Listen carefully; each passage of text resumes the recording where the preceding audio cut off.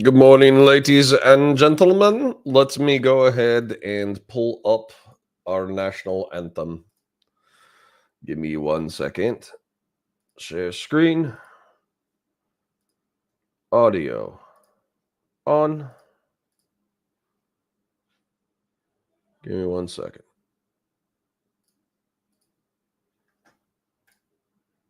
Really who Donald Trump chose as his running mate? I'm a never Trump guy. I'm a never Trump guy. I'm a never Trump guy. I never liked him. I'm a never Trump guy. I'm a never Trump guy. I'm a never Trump guy. I'm a never Trump guy. I'm a never Trump guy. I'm a never Trump guy. I'm a never Trump guy. I never liked him. I never liked him. I never racism. I'm a never Trump guy. Xenophobia. I'm a never Trump guy. Racism. I'm a never Trump guy. Xenophobia. I'm a never Trump guy. I never liked him. I never liked him. I'm a never Trump guy. I'm a never Trump guy. I'm a never Trump guy. I'm a never Trump guy. I never liked him. I'm a never Trump guy. I'm a never Trump guy. I'm a never Trump guy.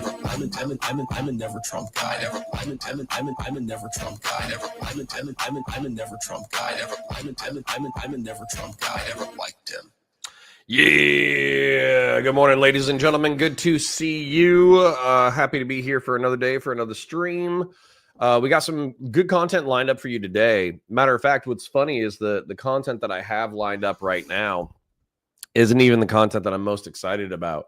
Around 2 p.m., we'll be on Break the Rules, debating a guy who thinks that the entire world has fallen apart and become apocalyptic and this, that, the other. So we'll have a debate later on today.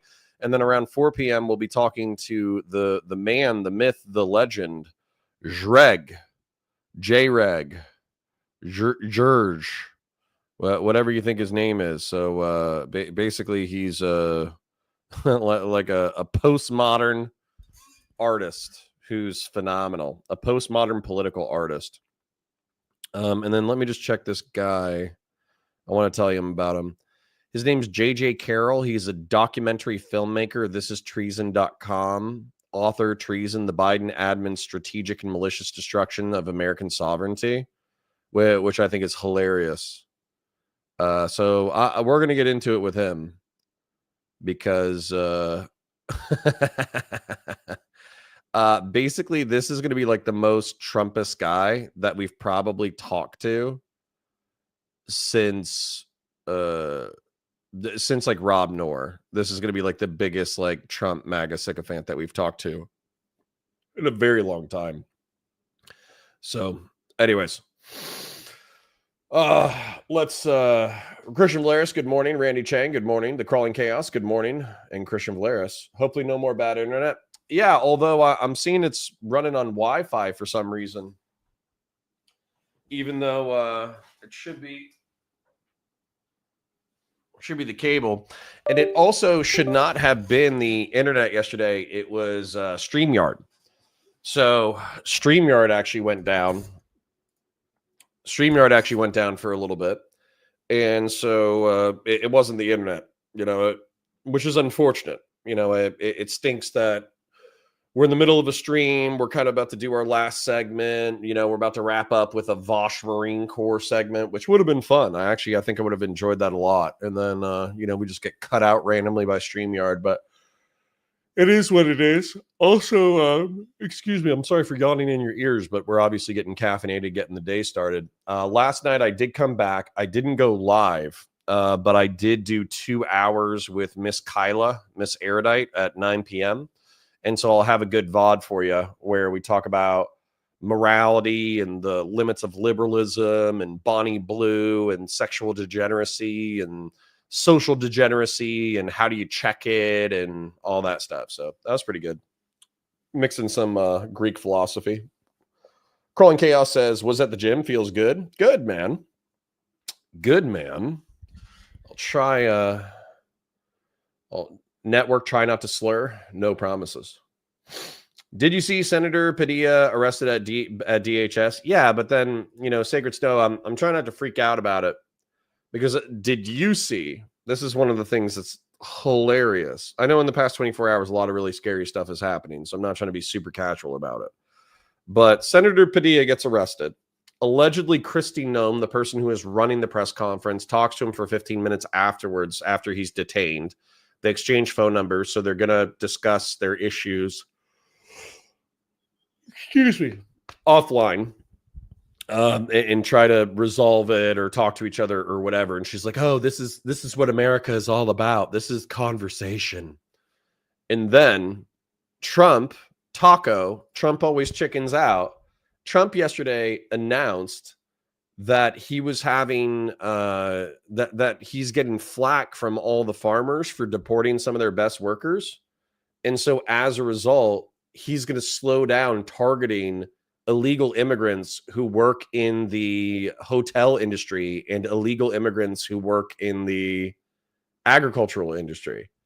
And I'm just laughing my fucking ass off because all I've been getting for the past, 30 days, 40 days as the mass deportations have kicked off is like Trump people being like, all of them got to go back. I don't care if I see 1 billion mothers crying in the street. They're all going back to Central America and El Salvador and Mexico.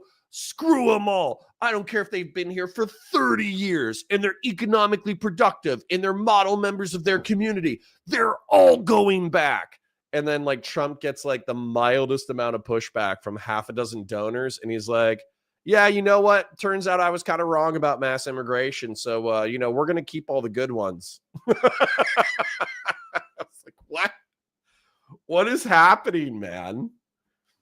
What is happening? And like, I have this guy. I'm going to make fun of him a little bit. Average debate enjoyer says, I pointed out something to you, not your side, and you never asked for proof of any sort. That would have been an easy clear up. Yeah, no, dude, I'm done with these people. There's like debate. People call people in the debate sphere like a debate pedophile. I'm done with debate pedophiles from my perspective. Who are just like pedants. Who I'm not talking to pedants anymore. I'm not wasting my time with them anymore. But watching Trump just totally chicken out on mass deportation is hilarious because it's like a cornerstone of his legacy. How do you just waffle on the cornerstone of your policy? That's bananas to me. So Padilla, and then of course, like the big thing that's looming over all of us, I guess. Although I'm just gonna all in on nothing ever happens. Israel yesterday did a bunch of airstrikes on. They killed a bunch of Iranian. I'm sorry for yawning. I'm getting caffeine. I promise. We're gonna wake up. We're gonna do it. We're gonna wake up. We're gonna get caffeinated. We're gonna get energetic. We're gonna kick some ass today. But Israel killed a bunch of Iranian generals and nuclear scientists and bombed a couple of nuclear sites, which is not funny. It's actually kind of scary to see how Iran's going to respond, but we'll see how it goes. Nasser Game says, well, so did almost every major heavy back-end server. Oh, good. So it wasn't just me. Crawling Chaos says, Google had a major problem yesterday. All right, good. Christian Valera says, apparently dude didn't have his Senate pin on and took him to be a threat when he approached her. I don't know if I buy that. I don't care. Like dude, if you kind of charge a podium, I'm not saying that he did, but if you're kind of acting crazy and you're like, Kristi Noem, you must answer all of my questions right now. Oh! Then, yeah, you're probably going to get detained. I don't care who you are.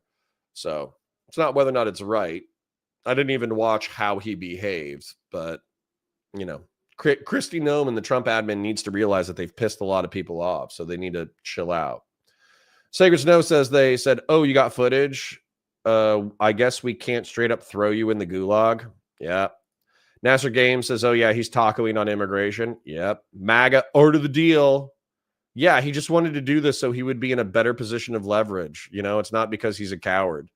Nasser Game says, because obviously the CEO of Farmers Construction and Services are mostly right-leaning. Yeah, they called him and they said, you're screwing up our business. What the fuck are you doing? Crawling Chaos says, MAGA folks are so ready to do those manual labor jobs. Yeah. Immigration, when it comes to labor, is a right-leaning issue. They target a major nuclear manufacturer. They sure did.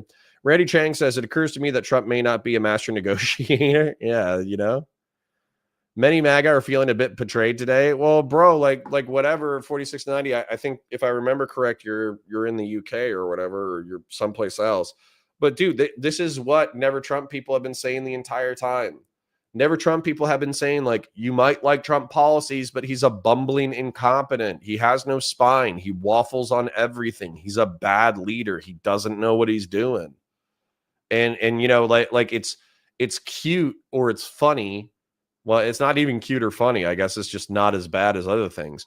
But he just like arrested and deported tens of thousands of random industrious entrepreneurial non-criminals from the United States. And then he gets a little bit of pushback from a couple of bosses of industry. And then he's like, ooh, whoops. I didn't know. I didn't realize this was going to impact the economy or food prices. My bad. Meanwhile, anybody with a brain has been screaming that for like 5 or 10 years now. And then also, what was the other big thing that happened recently? Wasn't Israel. It wasn't immigration. There was something else where just like the Trump admin did something totally crazy and betrayed their base, and everybody had to like flip their talking points instantaneously. I think the tariffs as well. The tariffs is the other thing that he had to jump between. We're going to reshore manufacturing and it's 4D chess. They had to flip-flop back and forth between those two talking points over and over again, depending on how Trump felt that day. And then there was one. Oh, yeah. The other one is, oh, yeah, whoops. We killed, it's estimated, Bono says it, so it's probably true. But it's estimated that 300,000 people have already been killed through our cuts to the mosquito programs, mosquito prevention that prevent like dengue and malaria and all that crap in, West Africa. And then also it's predicted that we've killed between 60 and this is not an addition to 300,000 includes these two numbers. But you have the dengue and the malaria prevention that's been cut, cents on the dollar, gives us soft power in Africa. And we just killed, maybe a few 100,000 people through incompetence. And then same thing with cutting like AIDS. I think they said that 1,500 babies are being born per day that have AIDS because we stopped providing for the program that gave them retroviral meds that prevents them from having AIDS. So 1,500 new people with AIDS, half of whom will die by the time they're 10 because they're going to get a common cold and they're going to die. Then the other half of whom don't wear condoms, and then they spread AIDS. So awesome. Great job, guys. We saved $18 per taxpayer per year, and we gave $1,500 or 1,500 babies per day AIDS. And we killed 10,000 people per day from dengue fever. Amazing job. God, listen, man, I hate this admin. You don't have to feel the same way I do. You can say, oh, well, the Africans need to figure it out. I can vibe with that. But maybe we need to help them figure it out instead of just cutting it off. Maybe we need to say, hey, Europe, you need to take over these programs. Or hey, China, you need to take over these programs. Or hey, World Economic Forum, can you give a loan to these West African countries so they can continue these programs? But instead we were just like, nah, few 100,000 dead people. Who cares? Sacred Snow says, how do you think we should deal with Iran's nuclearization post Trump ripping up the Iran nuclear deal? We probably shouldn't allow them to get nukes. I think we just suffer, man. It's too complex for me. All right. Short Stack Goblin is like, no new wars. Yeah. Dude, you remember when the Ukrainian conflict was going to be over day one? Do you remember that? When his superlative, number one, wars weren't going to start under the Trump admin. Number two, the wars that were already existing were going to stop because he's just such a good negotiator. Remember when the Ukrainian war was going to end day one because of his superlative negotiating skills? And Israel is his best friend, so they're obviously going to listen to him. So they listened to him, and they didn't just bomb Iran. Dude, I can't. The amount of stupidity that we've had in the past 120 days, I don't even know what to do about it, man. I didn't vote for it. So I have a clear conscience. This is on the Trumpelskins. Tariffs flip depending on who's asking about them. Yeah, exactly. Conservatism says Trump reconciled the domestic manufacturing issue by saying he wants Americans to make tanks in his usually eloquent way. Genius. Brilliant. We nailed it. Randy Chang says Bono's 300K math is very sus. It might bear out in the long term. You know, like it seems like a rough estimate, but the rough estimate for AIDS stuff is 50 to 75,000 people over a 90-day cut. And we're at like 120 days now. So if you add that on top of the mosquito prevention in West Africa, it could be that many people. Soft power. What is that? Power for babies? Yeah, actually, it was saving AIDS babies. And we just stopped saving AIDS babies. It's awesome. Short Stack Goblin says, I believe the 300K estimate includes future deaths. So the AIDS kids. Yeah, exactly. Yeah. Sin Patty says, I'm going to buy beefy 5-layer burritos with that $18. Yeah, that's what my dad said. Or I don't know if my dad said it. Some smart ass said it. He was like, well, don't you want like a nice, good Chick-fil-A meal? Okay, man. Okay. You know, like I'm happy I was able to buy one Chick-fil-A meal and I killed through political negligence. I was able to buy one Chick-fil-A meal and then we killed 3 million people. That's awesome. That's great. Good job, guys. We did it. Nazar Game says Trump killed foreign travel, foreign brain drain, foreign trust, the dollar in general. It's going to be a stressful, at least where, yeah. What was the other thing? Florida. I didn't click on the video, but I was thinking about watching it with you guys today. But it looked like a pretty vibes-based video, and I didn't see any stats on it. But apparently, like Floridian tourism, because we are pretty reliant on the international community and Central and South American tourism, as well as European tourism, for our service industry and our tourist industry. And a guy, the Uber, I took an Uber home from the airport. He was like, yeah, there's no traffic. Everybody's gone. And there was a video talking about that, saying that Floridian tourism has taken like a 50% hit. Like, listen, guys, like you need to buckle up, you know, put on your buckles, because we don't know how much we're taking a hit in agriculture. We don't know how much of a hit we're taking in construction. We don't know how much of a hit we're taking in tourism, because it's all happening right now. We're not going to have the numbers on the economic shocks of the first 90 days of the Trump admin for like another 3 to 6 months. It's going to be bad. Gray Jedi says, how is that we claim to be the leader of the world and people should see our greatness, yet so many act like we have no responsibility? Because we're idiots, man. We're idiots. Like, and you should have the humility to know that you're stupid, right? You have a lot of sugar in the tank. True. All right. Who is the woke Tik Tokker? I'll give you his name in a second. Trump is also doing in 500K. Oh, yeah. And then letting in 500. Dude, that's like, that's the icing on top of the cake, man. That's the cherry on top. Is there's all this thing about, like, you know, China, they're our competitors, you know, they steal all our IP, they steal all our tech secrets, you know, they're bad guys, they do this, they do that. And then he's like, what are you going to do about the 500,000 Chinese students who go to elite universities within the United States, because the United States is viewed as one of the best places to do academics? And he's like, we're going to keep them. We're going to keep all of them. It's like, what the fudge, bro? What the hell? But listen, if we just talk about hypocrisies of the Trump admin, we're not going to even have a show today, you know. Whatever 4690. Yeah, dude. If I was a MAGA person, I would be like depressed. Beef Supreme says, I thought right-wingers were all about saving babies and were pro-life. Well, yeah, but up until they're born. Then after that, if they have AIDS, that's a skill issue.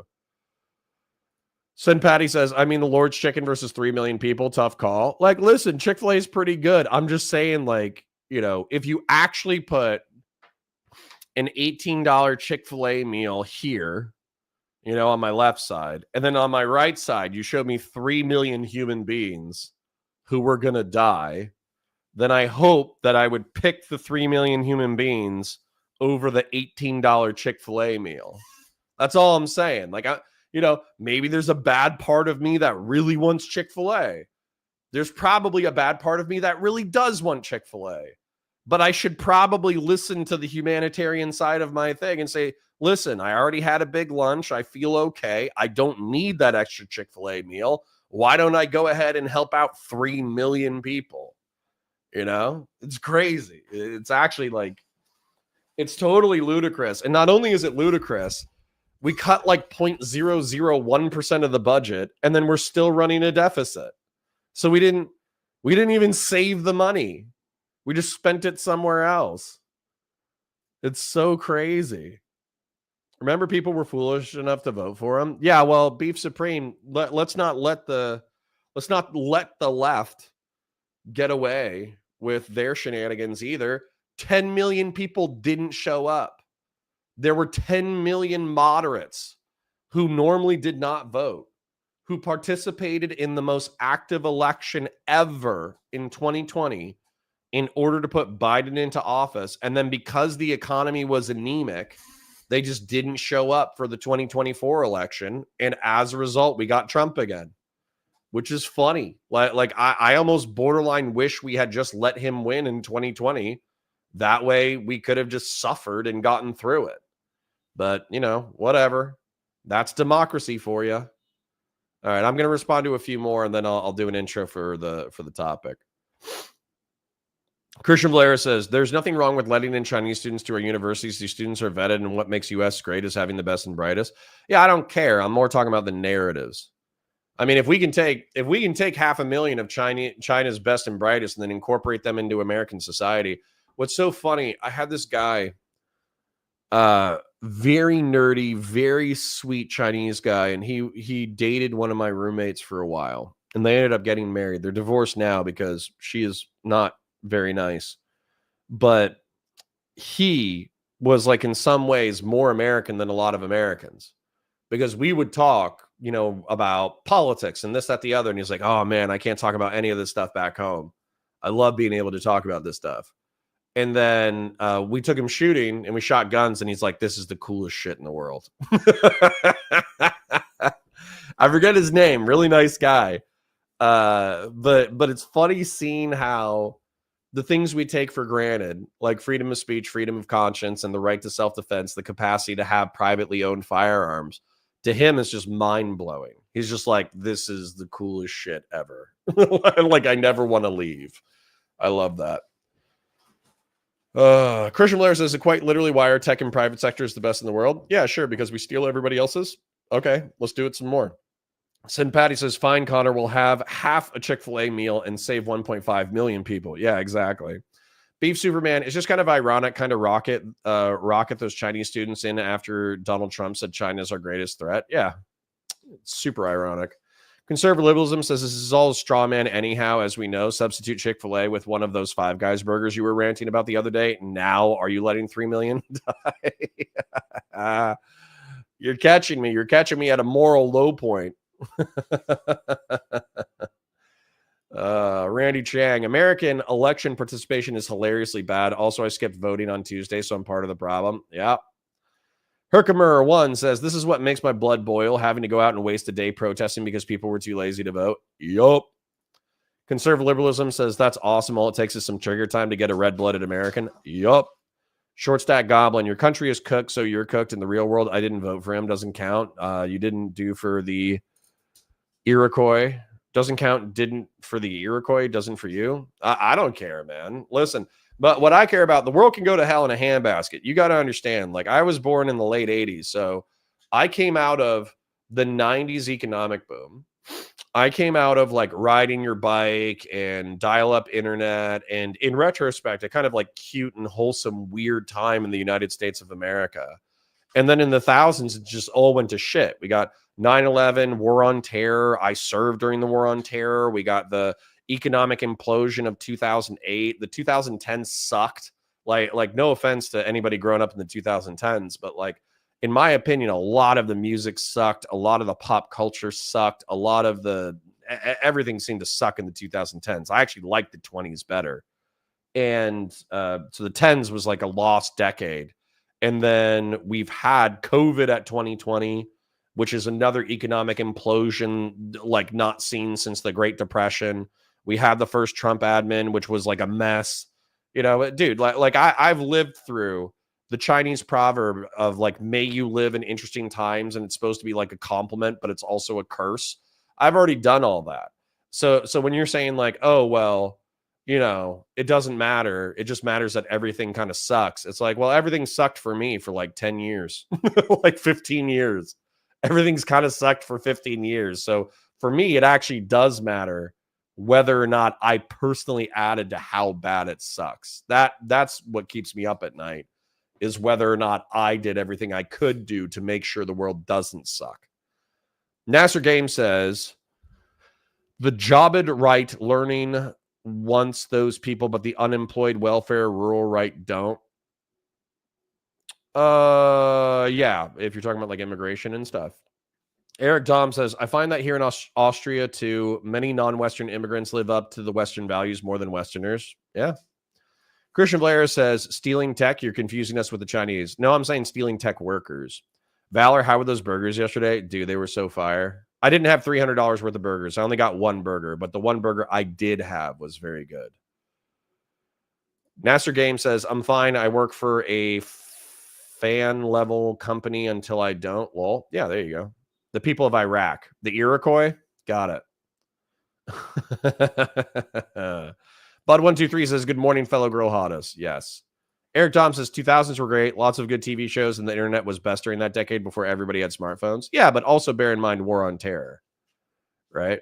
Vince Wilson says the warmongers are revealing themselves. Hi, it's me, the warmonger. All right, anyways, let's do an intro. Let's get into it. So, hello, ladies and gentlemen. My name is Connor. I'm a science fiction, political, and philosophy nerd, a Marine Corps and law enforcement veteran. And the next segment is going to be Mr. Stephen Bennell II, Destiny, debating a Tik Tokker. The reason why I thought this would be fun or interesting is because Stephen is trying to break into the TikTok scene, but the TikTok scene is incredibly woke. There's a bunch of progressives who have not heard of anything that's happened in the past 2 or 3 years. And so as a result, they're still stuck in 2018, 2020 talking points. And it seems like we need to grab them by the shoulders and wake them up. I did pre-watch about half of this. It does take a little bit to get into, but there are some good moments that I think are worth breaking down. And so as a result, we will. Let's go ahead and get Mr. Stephen Bennell on the screen. I'm going to let the intro play, and then I'm going to skip 5 minutes so we can get into the meat and potatoes. Without further ado, let's go. You benefit from this system that automatically makes you, but it is a label that the system has given you because you are able to benefit from my oppression. Can any non-white demographic in the U.S. be racist, or is it only whites?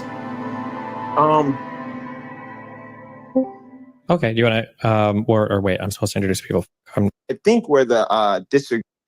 And by the way, I just skipped 5 minutes because it does take him a while to get through intros. Just bear in mind, Stephen, a liberal, is talking to a progressive TikToker.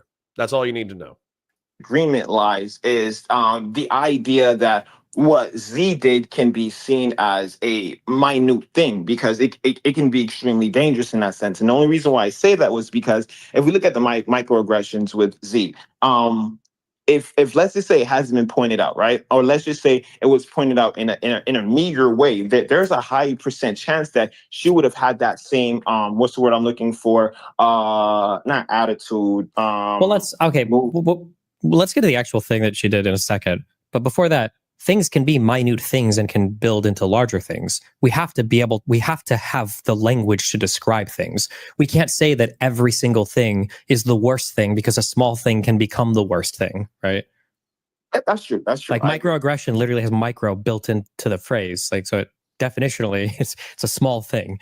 But in that same sense, we can also agree that some, like you said, microaggressions in itself can be a big thing, and it's also the symbol of that. Because you can easily have a microaggression towards, like, for instance, my girlfriend. I can say, hey, you can start cooking for me, and in a sense, that's a microaggression, making a joke, but it does stem from something that's actually a horrible thing. So microaggressions, yes, they can be micro, but they represent something huge at the end of the day. Sure, So let me address a couple of chats real quick, and then let's break this down.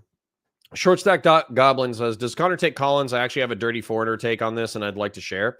Yeah, let's keep bugging me about that, and we'll figure out how to do a community night. Bear in mind, like, we're just getting settled because we've been doing this for about maybe 2 months now, and we've seen good numbers. We got good donos. Obviously, 60% of it is grassroots hegemon, but we still have a really active, fun, cool community. And I need to get you guys like the normal things, like community hangouts and video game nights and all that kind of stuff. But you know, it is a lot of work. It is a lot of work for the pre-recorded and post-recorded stuff. And anyways, but let's break this down. So there is a political organization called UNF America. Okay. And UNF America is supposed to be a coalition of liberals and progressives and moderate righties who don't care about, you know, political purity and ideology. They care about trying to fix the United States of America. But what's happened, because they brought in a bunch of young talent from TikTok, is the TikTok people, are so progressive and so woke that they're freaking out over things that nobody should care about. And so Z, who was one of the head event organizers, had, you know, she was talking to some like black creators who were a part of the UNF America tour, and they accused her of like microaggressions. And here we are like 3 weeks later, a month later, and we're still talking about microaggressions because once again, some progressives, okay, I don't want to insult you if you're a progressive, but but the point is that like we need to be more politically productive than this. And so Stephen is trying to point out that microaggressions, as he brings up like a joke about like, oh, hey, go make me a sandwich to the girlfriend, is not the same as preventing all women to be able to vote for hundreds of years, thousands of years, having no political representation for women for thousands of years. And yet what this guy is doing is instead of being like, oh yeah, I guess we as progressives should scale our level of upset in line with the scale of the microaggression. Therefore, it is annoying and we should correct our people, like the people who are running events, but we shouldn't freak out about it because in the scale of things, it's relatively small. That would be the easy conversation to have, but he's still stuck in 2019. Addressing chat before we get back into it. Nasser Game says, we really need to rework the academic language on prejudice and racism. Well, we're going to have a crash course today. Vince Wilson says, I will say, though, that MAGA space on TikTok is far worse than progressive. Well, that could be fun. Let's go talk to those schmoes. This combo is just a rehash of 2016 to 2020 discussions on race. It is, but it is painful and fun. Dude Man Sue says, good GF wife cooking for you based. Well, Dude Man Sue, but they're not going to say based. They're going to say, oh, that's rooted in patriarchy. You know, and it's like cringe, bro. Video game nights would be fun. Like a Saturday night video game nights would be based. I need to figure it out. But anyways, let's allow them to dig into it because there are like some solid memes in the middle of this. Everything conceptually is big. I mean, concepts can take up a lot of space. I'm just saying we have to create a vocabulary to talk about things appropriately, right? Like, let's say that you made that joke to your girlfriend, and let's say that you think that that's a problematic joke and it represents something problematic. There's a difference between you making that joke versus you telling her to cook some food for you. And then if she doesn't, you know, you're going to go upside the head with a brick and beat the shit out of her until she's barely breathing because she didn't cook for you, right? We can't say that these two things are both huge problems. We have to have different adjectives to describe the scale of the difference between these two actions, even if both of them might come conceptually from a neighboring or similar place, right? Yeah. So, I do agree in a sense, and the answer here should be, yup. levels of what you're speaking of, but in that same tone, like you said that that concepts in itself can be big and microaggression. Like for instance, I feel like an individual throwing a brick in a house and breaking glass can be as damaging as someone who's probably that's not a good example because it won't be the same. Damn, I can't even figure out the words exactly to say because I do agree in the idea of certain things being bigger than the other. But the thing is that microaggressions can be easily dismissed, and that's the world we live in. That's the problem that we have. Because for instance, even me, when Z did that, I low-key did dismiss the idea, although it's only because sure that can be. I understand that can be an issue with microaggressions. That doesn't change what I'm saying at all, though, right? Would you rather live in a world where everybody microaggresses, or would you rather live in a world where Black people get randomly lynched? But that's the thing. Microaggression in itself can cause that. If you had to choose one of the... See, the answer right here should be, yeah, I would rather live in a place with microaggressions than in the place where people are killed. That should be so obvious to anyone, but this is actually the specific problem with the UNF America Tour drama, is that while this guy, I think, ultimately concedes the point, they still have to play around for 10 minutes being like, oh yeah, well, microaggressions are what lead to lynchings. And it's like, come on, guys, let's scale it.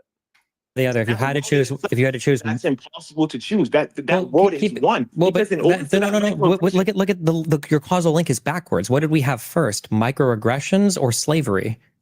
Slavery, but guess what? It built microaggression. So you cannot have the microaggression without the slavery to happen. That's like making microaggression patriarchy without patriarchy. Yeah, existing. but that's good. It's that is bad as it is. That represents progress, right? Like a scar isn't the best thing in the world, but a scar is better than a bleeding wound, right? So a scar is a wound that it's at least healed to some extent. Like I disagree because in itself. Wait. You disagree that a scar is better than an open wound? No, I disagree. You calling it a scar? Hold on, wait. Do you think that a scar is better than an open wound? We have to agree on something. Is a scar better than an open bleeding wound? No. It is. Excuse me. Yes. Yes. Okay. Is it better? I know that some of you guys, like, you just have your cell phone in your pocket, you know, you're doing your work during the day or whatever. But I just want to describe this to you if you're not able to look at your screen. So I just rewound 10 seconds and I'm going to pause it exactly where the very funny moment happens. And I'm going to describe it to you. We have to agree on something. Is a scar better than an open bleeding wound? No.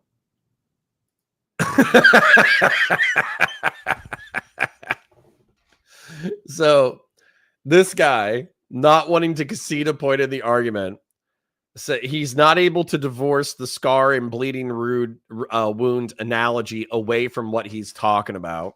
He doesn't want to make a concession. So he says that a scar is not better than a bleeding wound.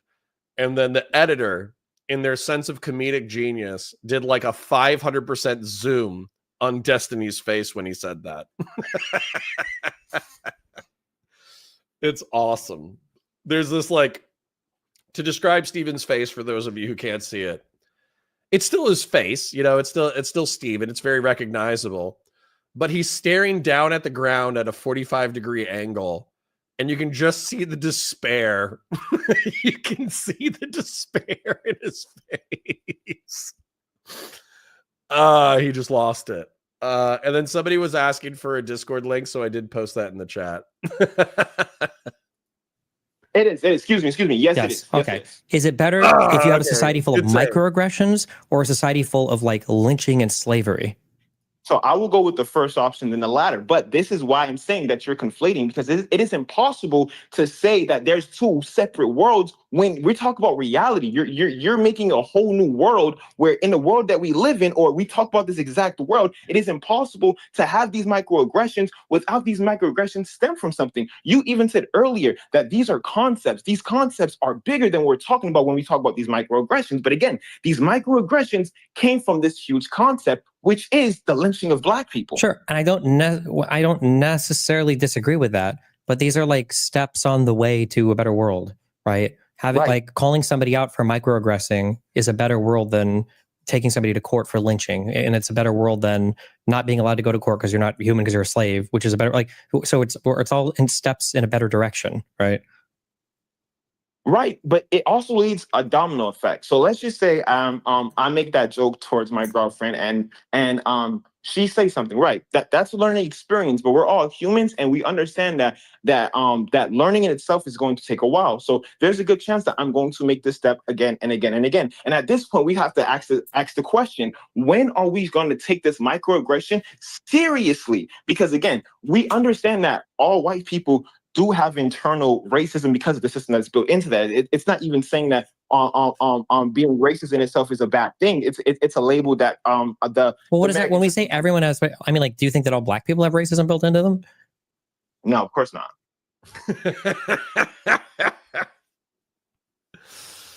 I love this so much, and I guess for the VOD viewers, I should go ahead and address this before I address chat.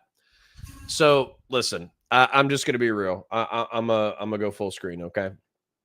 Y'all need to understand. I'm a boomer. Okay. I'm not literally a boomer. I wasn't born in the 50s. I was born in the 80s, but in many ways, compared to the culture of the youths, I am a boomer. And so when I was growing up, racism was one of the worst things you could be. Being racist was descriptively one of the worst things that you could be because it meant bigoted or prejudiced. It meant that when you bumped into somebody who was different than you, you treated them like shit because you thought that they were different and inferior to you. And so to be called a racist was effectively to be called a bad person. Because you have to understand that during the media of the 90s, we had things like, I don't know, like Power Rangers, where like every ranger was a different, racial background. You had things like Captain Planet, where everybody was a different racial background. Same thing with G.I. Joe. There was actually a lot of what would be considered woke programming in order to get people to not be racist in the 80s and 90s. And it's because we're obviously coming off of decades upon decades upon decades of racial hostility.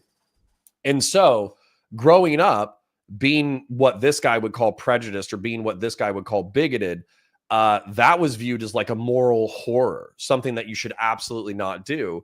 And we use the term racism to describe that because it was actively described as racist, being judgmental about race. Well, what happened was some super smart genius in the 2000s or the 2010s decided that, you know what, racism kind of sounds like, an ism, like an ideology. And therefore, what we need to do is we need to redefine racism and prejudice and bigotry.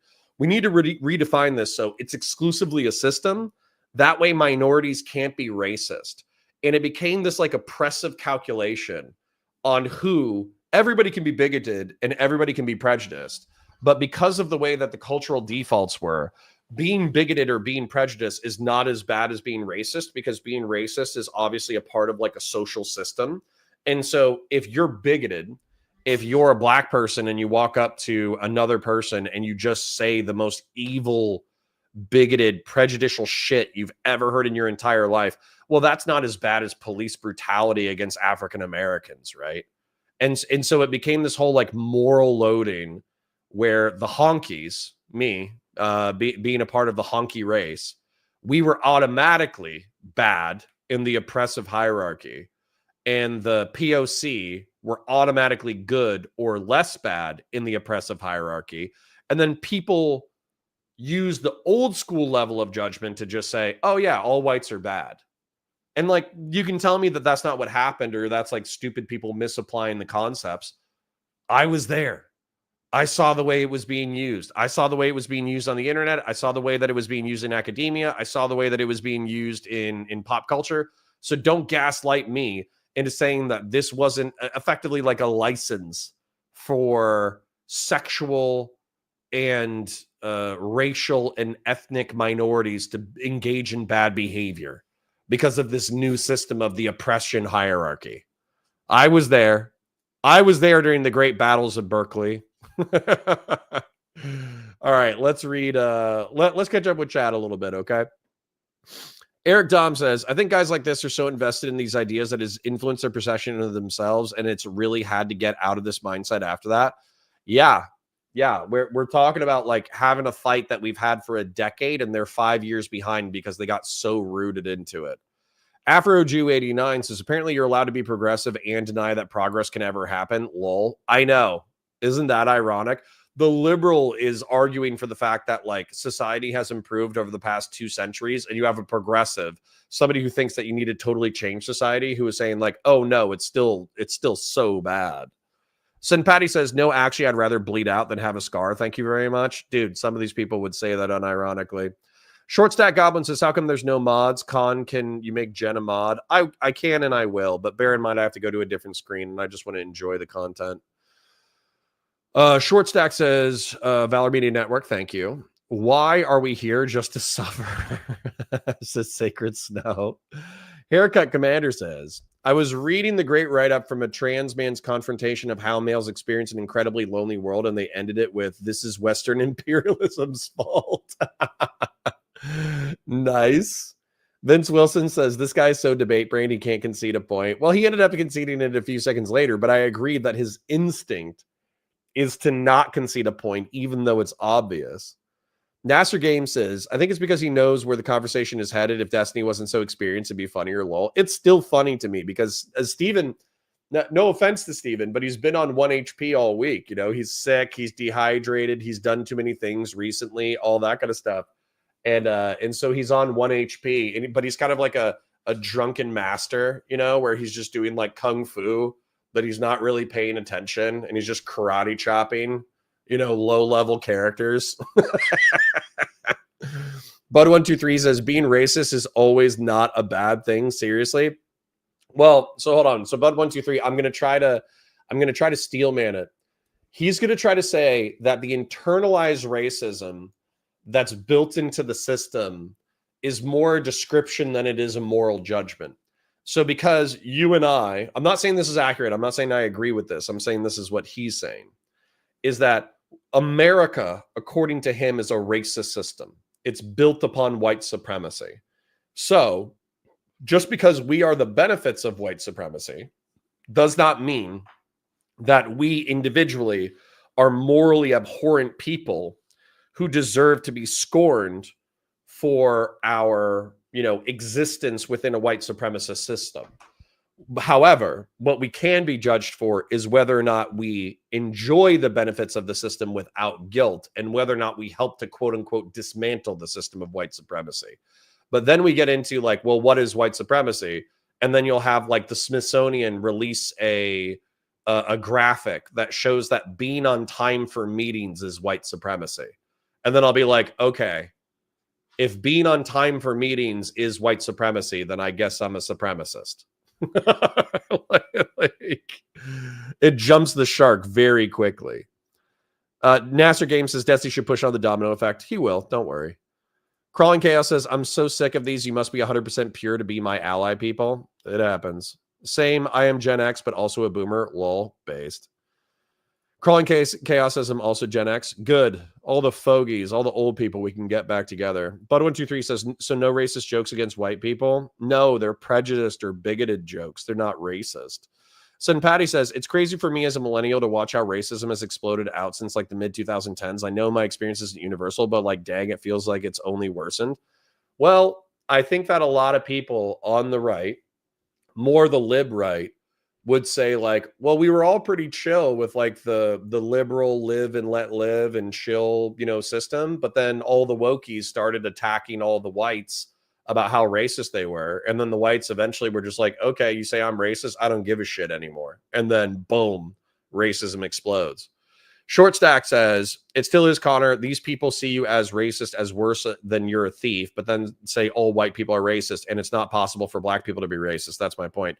Don't worry. The conversation is going to get worse.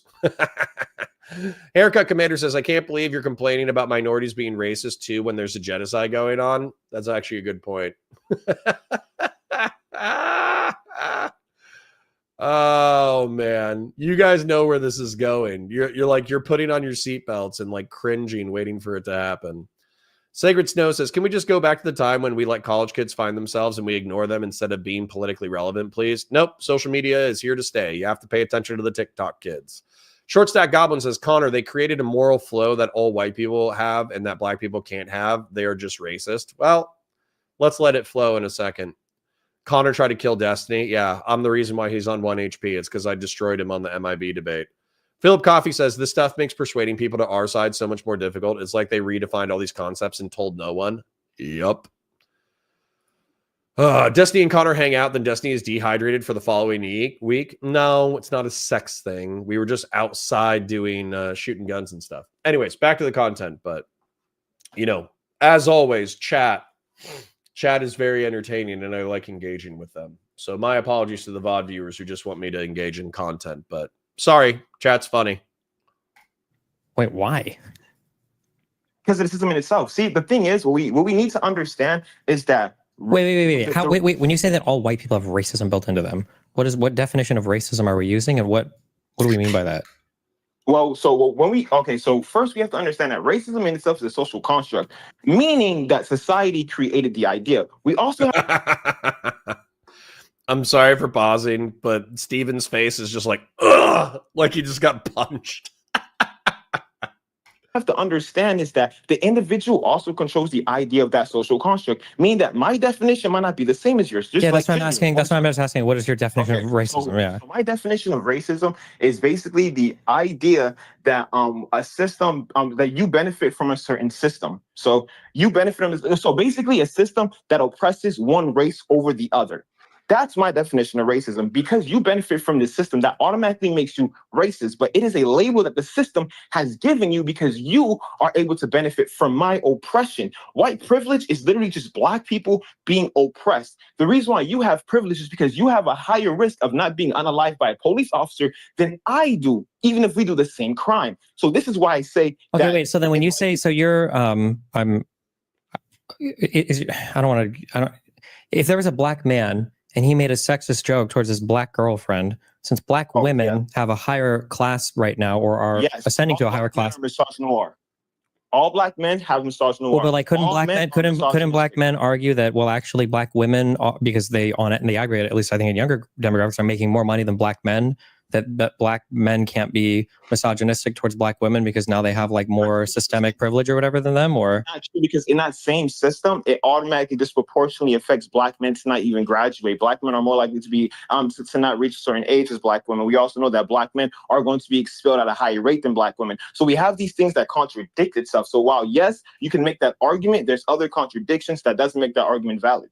Okay, can any non-white demographic in the US be racist, or is it only whites? So it's only white. And when we talk about race, like, and whiteness in itself doesn't matter when it comes to nationality or ethnicity in itself. Like a German person who has a white skin complexion would be considered white. So yes. Okay, so like, I'm just curious. So like, if a Hispanic person calls a Black person the N-word, what would we describe that action as? If that Hispanic person is an Afro-Hispanic? No, like a super Hispanic, like a brown, looks Mexican, nobody would ever think he's like. I wish that Stephen was more sophisticated in his racism for this next segment, but the takeaways from this line of argumentation that I think is so funny. Firstly, the oppressive hierarchy, and Stephen gets into it, and he gets into it better in a minute, but the oppressive calculus that you have to do, where you have to be like, well, Black women suffer from misogyny, therefore they're lower on the oppressive chain. But then Black men go to jail and, are kicked out of high school more often. So then they're more oppressed. And then Black men make less money than Black women. So they're more oppressed. And so it becomes this fight of who has it worse, which is one of the worst games that you can play in any society or even any relationship. I noticed this with my wife and I. When we're tired, when we're grumpy, when we're, upset, sometimes unconsciously, and we have to stop ourselves, we'll play a game of who has it worse. And I'll say, oh, well, I'm tired and I did all this work and I stayed up too late and I'm dehydrated because I didn't drink I didn't drink enough water. And, I had to take the kids here and I had to take the kids there. And, oh, God, I just feel like I got my ass kicked. And then instead of my wife being like, oh, yeah, Connor, that's pretty messed up. Here's some water. I love you. She's like, oh, you think that's bad? Well, I woke up at 5 a.m. because, Henry kicked me in the chest and then I couldn't go to sleep. So I only got 5 hours of sleep last night. And then I'm dehydrated because of XYZ ABC. And then you only had to take the kids here, but I had to take the kids here, here, and here. And I had to do this and I had to do that. And so the fight is not about how do we come together as partners in order to alleviate each other's pain and work together towards a proactive goal. This is especially happens when we're tired. We just fight about who has it worse. And so what I'm saying is this entire oppressive versus oppressor thing, I think analyzing it from a historical context in order to analyze historical grievances and then come up with solutions that make all of society better, that's okay. But if we have to play the oppression game over and over and over again to see who has it worse so we can decide who is more morally righteous, what a waste of time. What a waste of time and intellect and energy. Like I actually hate it. I think it's like a cancer on the sociological, anthropological mind of the United States of America. So checking in with chat before we continue. Sen Patty says, unironically, they told themselves about the change in colleges. Right-leaning people opted to either stay silent or not go. Now it's mainstream. It is mainstream, but I feel like it's getting destroyed, man. I feel like it's getting destroyed because you can't lose to Donald Trump this badly and say that you have the correct set of ideas. It's just not possible. So whatever political capital these uber progressives had in Democrat circles, I think it's been burnt. I think they've worn out their welcome. Gen X says, I took all the sociology classes and political sciences and all the classes in undergrad, and they didn't turn me lib at all. Good. Although you're a DGGer, so I think you're already default lib. Sen Patty says, I can believe that sacred snow. I can't understand the mentality at all, but I believe that's what's happened. Yeah. Bud123 says, give Destiny a golden apple to regenerate his HP. He needs one. Absolutely. I'm going to look for questions. We are getting a little bit higher up in the numbers. I noticed that I can very easily talk to almost everybody when we have 50 people. But as we creep towards 100, I notice that it's harder to track all the chats. And so I kind of have to scroll in and see if there's anything that like catches my eyeballs or is directed specifically to me. Otherwise, I'm not able to keep up with chat. Jet X says Destiny lives off of hot chalky. It's true. We went to Starbucks and he didn't get a coffee. He got a hot chocolate. Totally psychotic, but it's fun. Hi, LB. You're going to have a good day today. I can tell. Gray Jedi says, we can all agree this guy's views are a cancer, but can we also address the people who have to downplay racism? I grew up being told racism was over, yet people cry when black people are in movies. Yeah, we can make fun of those people too. Absolutely. A super Hispanic, if you will. Yeah, let me tell you my racist analysis before we get back into the content. When Steven says super Hispanic, what he means is the person is Native American, and I mean the entire continent of the Americas. Like he could be Peruvian, right? Or he could be indigenous to Central America. So he means indigenous American, and then he means Spanish. So a combination of Spanish and indigenous. Bud123 says, why is that homicide is the leading cause of death in young black men? Yeah, sure. But that's where the oppressive hierarchy, if we're arguing about it in order to look after results, in order to make the world a better place, I don't care about doing sociological analysis, but I feel like it's a waste of time and energy when we're just looking for who has it worse so we can feel the most bad for them so they can talk, they can have the talking stick for the longest amount of time. Sacred Snow says 2067 like ratio. Show real quick. Like the stream. It's free. Right now, you guys are catching a break. I don't need your super chats because, Valor Media Network pays me, but they're currently demonetized. So the only thing that I need you to do is like the stream because it's free and it lets other people know we're live and then it brings them into the chat and then they have fun. So I don't need your money right now. I'll need your money in a couple of weeks, but, you guys have it easy. I'm not even shilling anywhere near as much as I normally do. Anyways, let's continue with the content, but I will be moving through chat. If you want me to address your comment or your question specifically, then do @counterpoints, @Connor, or @Valor Media Network in chat so I can see your chat highlighted.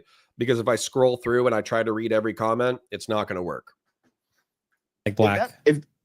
And this is what's the difficulty. And again, race in itself is subjective and it's based on phenotype. So if that individual has black skin, you said brown. I said not black, I know what you're saying. I'm just saying you look at him and people would clearly identify this guy as a Hispanic, not Afro, not like African American, like a Hispanic person, like a super Hispanic person and he calls a African American person who looks much darker and everything. He calls him the N-word. That's prejudice. But not racism. What kind of prejudice? But not racism.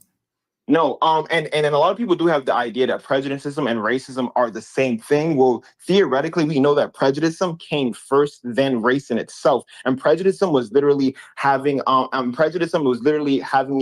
having negative ideas towards someone based on a certain group.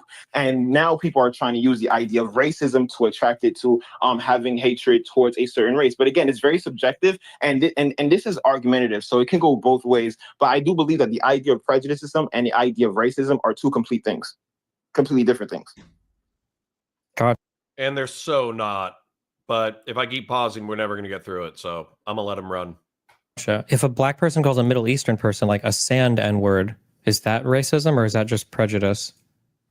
that would be prejudice. But I don't want people to have the understanding that prejudice and racism are not can't be an equal playing field. They can definitely be an equal playing field when we talk about America. But when we talk about like racism with white people in itself, the idea is that the system that was created was created for the benefit of white people. And when we talk about the benefit of white people, it automatically oppresses black people. So when we talk about that idea of racism, it does have a stronger tone than if a black person calls a Middle Eastern person a sand N-word, or I could say because I'm black. But regardless of the fact, that'd be prejudice, which is a big problem, and it does affect that individual's ethnicity. But I wouldn't call it racism.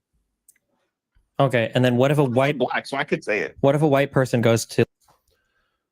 What are we gaining by changing these definitions? That's the main thing that I would ask these progressives.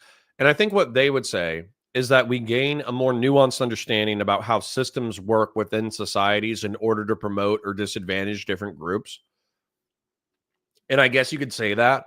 But what we're losing is a common sense disgust with quote unquote racism. And so within this framework, you could have a black person walk up to a Middle Eastern or North African person, call them a sand N-word. That's the hypothetical that they came up with. And then when the Middle Eastern North African person says, hey man, that's racist as shit, why did you say that? The black person can turn around and be like, well, it's not racism because it's racist, it's just prejudice, because racism is prejudice plus power. And then you have to have, like, instead of just being like, hey, that's bad behavior, stop, you have to have like a 10-hour thesis argument about anthropological analysis of bigotry. It's such a waste of time and energy and understanding. And it's so frustrating and it's so stupid. I feel like what we gain is not equal to what we lose. Like a black majority African nation and call somebody the N-word there in another nation, would it not be racism there since they have a different power structure? Or so he's about to walk into the trap. Oh, and that's a good question. So in that self, then I would say that the definition of racism can change in itself. I do think when we talk about the racism, I'm talking specifically, it would have to be the hierarchy of white people. But if you go to a black country, majority black and white people are oppressed, which we don't know, there's no country that's doing that, then South Africans would argue, white South Africans would argue that they are currently being dispossessed and being systemically oppressed by the West African or South African government.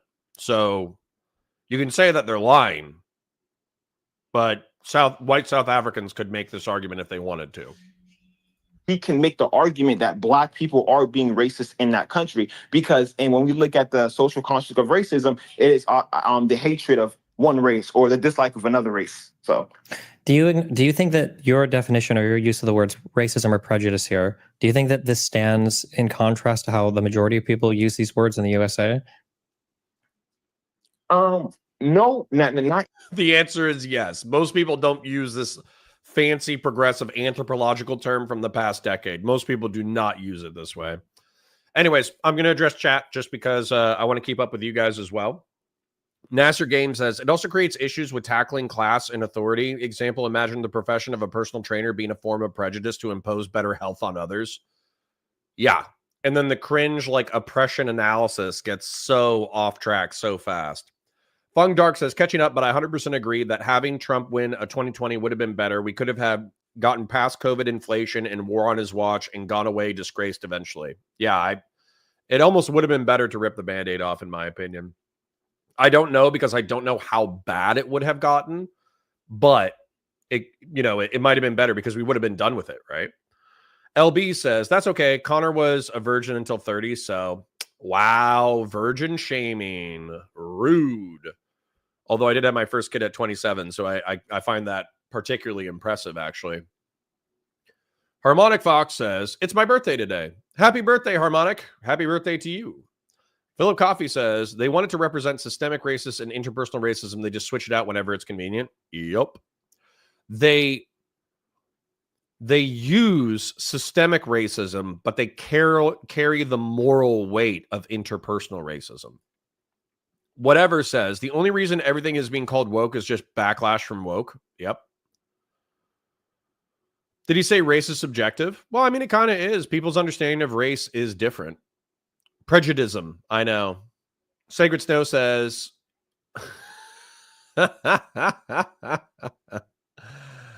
Val says, oh, I'm late. What did I miss? Just a little bit of psychic damage. No big deal. Don't worry about it. Everybody say happy birthday to Harmonic Fox. I'm happy for her. She made it another rotation around the sun.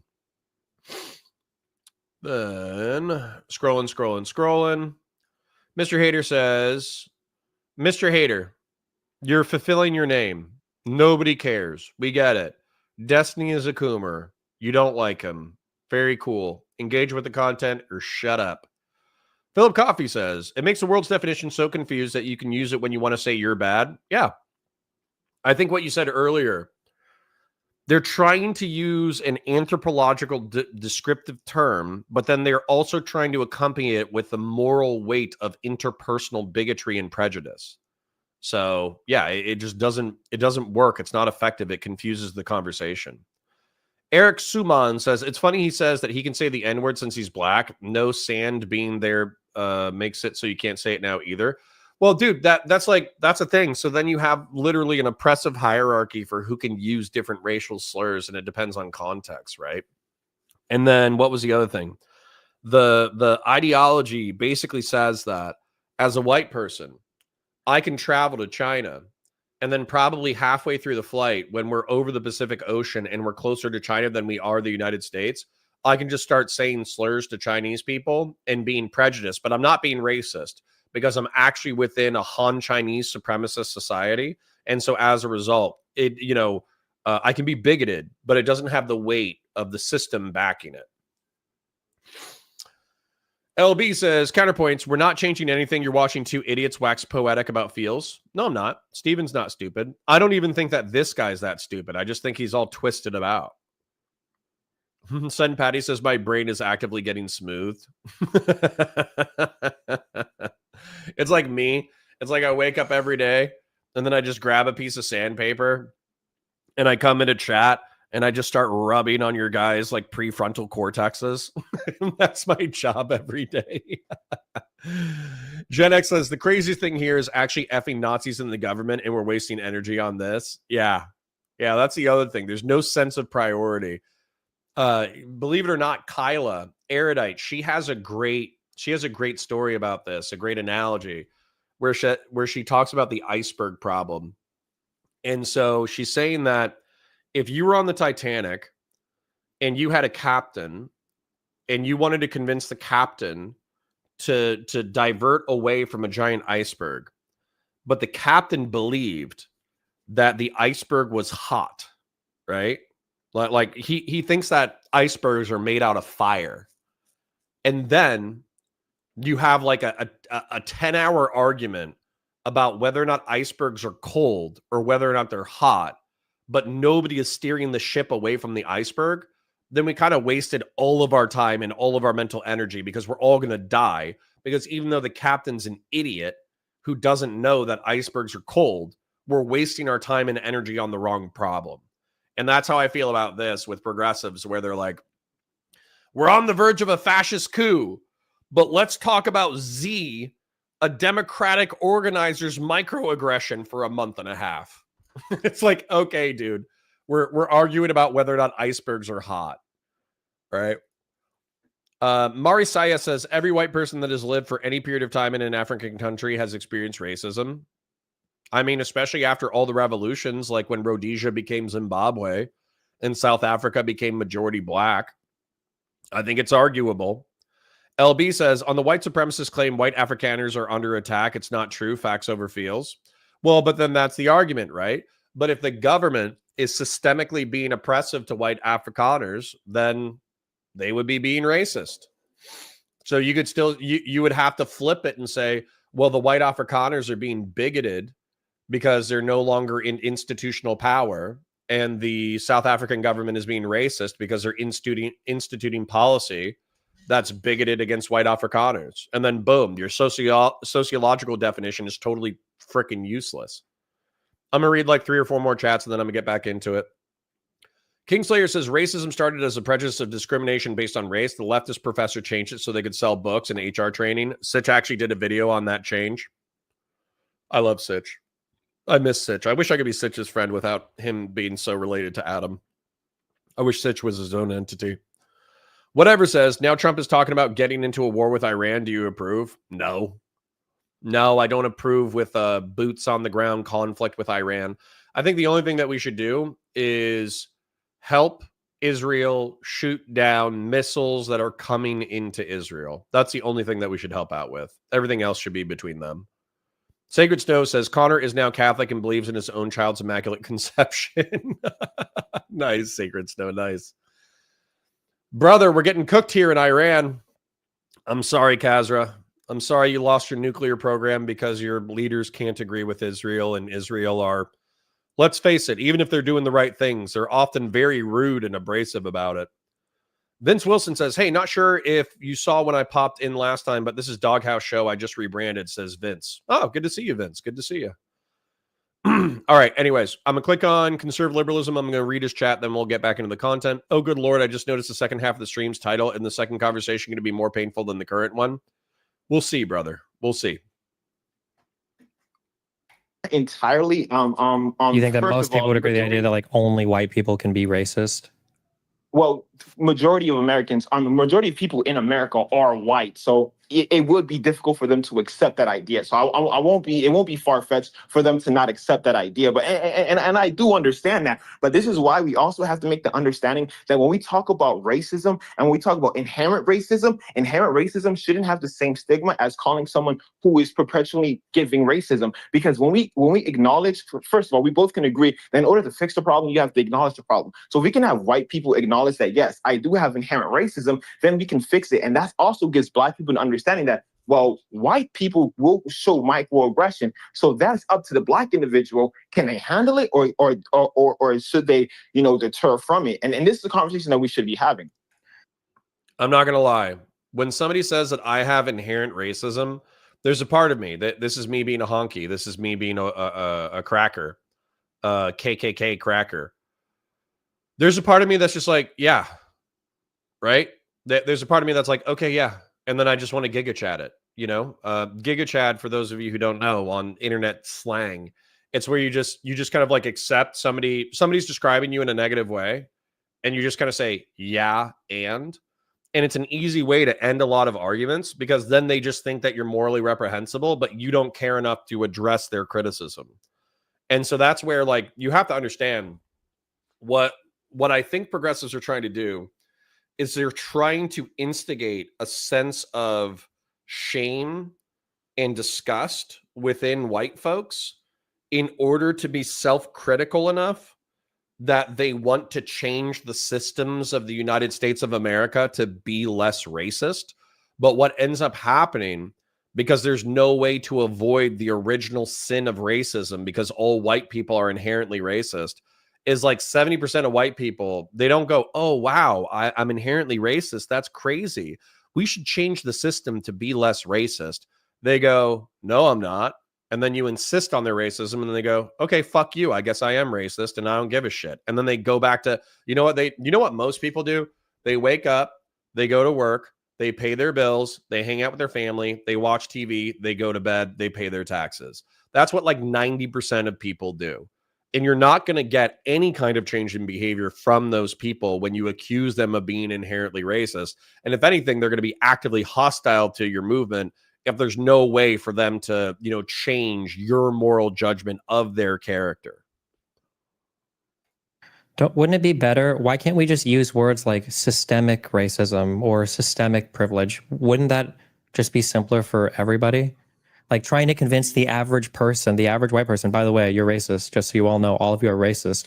Wouldn't it be easier to say like, hey, all of you benefit from a system that, prejudice against non-whites historically? Like, wouldn't that be a pretty easy thing that most people, or at least most people on the left, could buy into, as opposed to trying to get everybody to acknowledge that they're racist?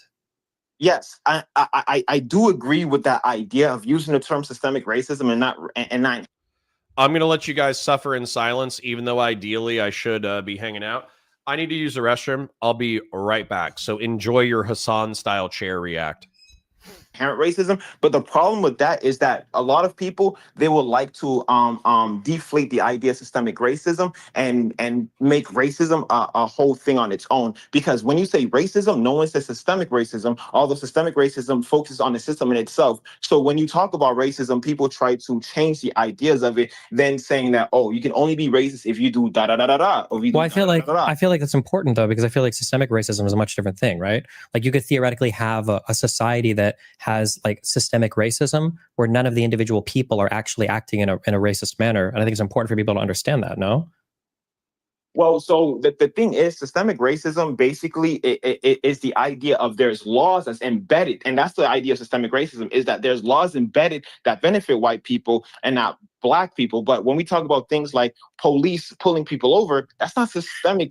That is systemic racism, because they are using a certain law to do that, which is Warren v. US. But we also have to understand that cop that pulled that person over was solely because that person was black, and that had nothing to do with the system and had everything to do with the inherent racism that the system has built. And that's the idea that we have to give. Because systemic racism, again, it focuses on the laws in itself being inherently racist to black people. And we can name a few things, but when we talk about inherent racism, it's the individual who's doing racist practices without noticing it, which is completely different. Okay. Okay, on the particular event, what exactly was the microaggression from Z? So before I start, I would like to say that I do believe that both parties were in the wrong. And I do think the way it was handled was very mismanaged. And I think Peyton was very wrong in there. Although, free Peyton, hope he gets out soon. What I would say was the microaggression there was that Z was basically making statements that in the individuals in the chat, I love how not descriptive it is when ththey're doing this. But let me check in with chat real quick. You guys had 2 or 3 minutes by yourselves, so let me check in. Herkimer says, is sand honky a pejorative? I think it could be. So, for instance, like, there's Bedouin tribesmen and Tuaregs and all that kind of stuff, North Africans who can be quite dark-skinned. And then there's people like Egyptians and some Saudis who are quite light-skinned. So yeah, I think you could use sand honky as like a bigoted term against light-skinned Arabs or Middle Eastern and North African folk. Give me 1 second. Excuse me. Conservative liberalism says you can be as bigoted and racist as you like over international waters.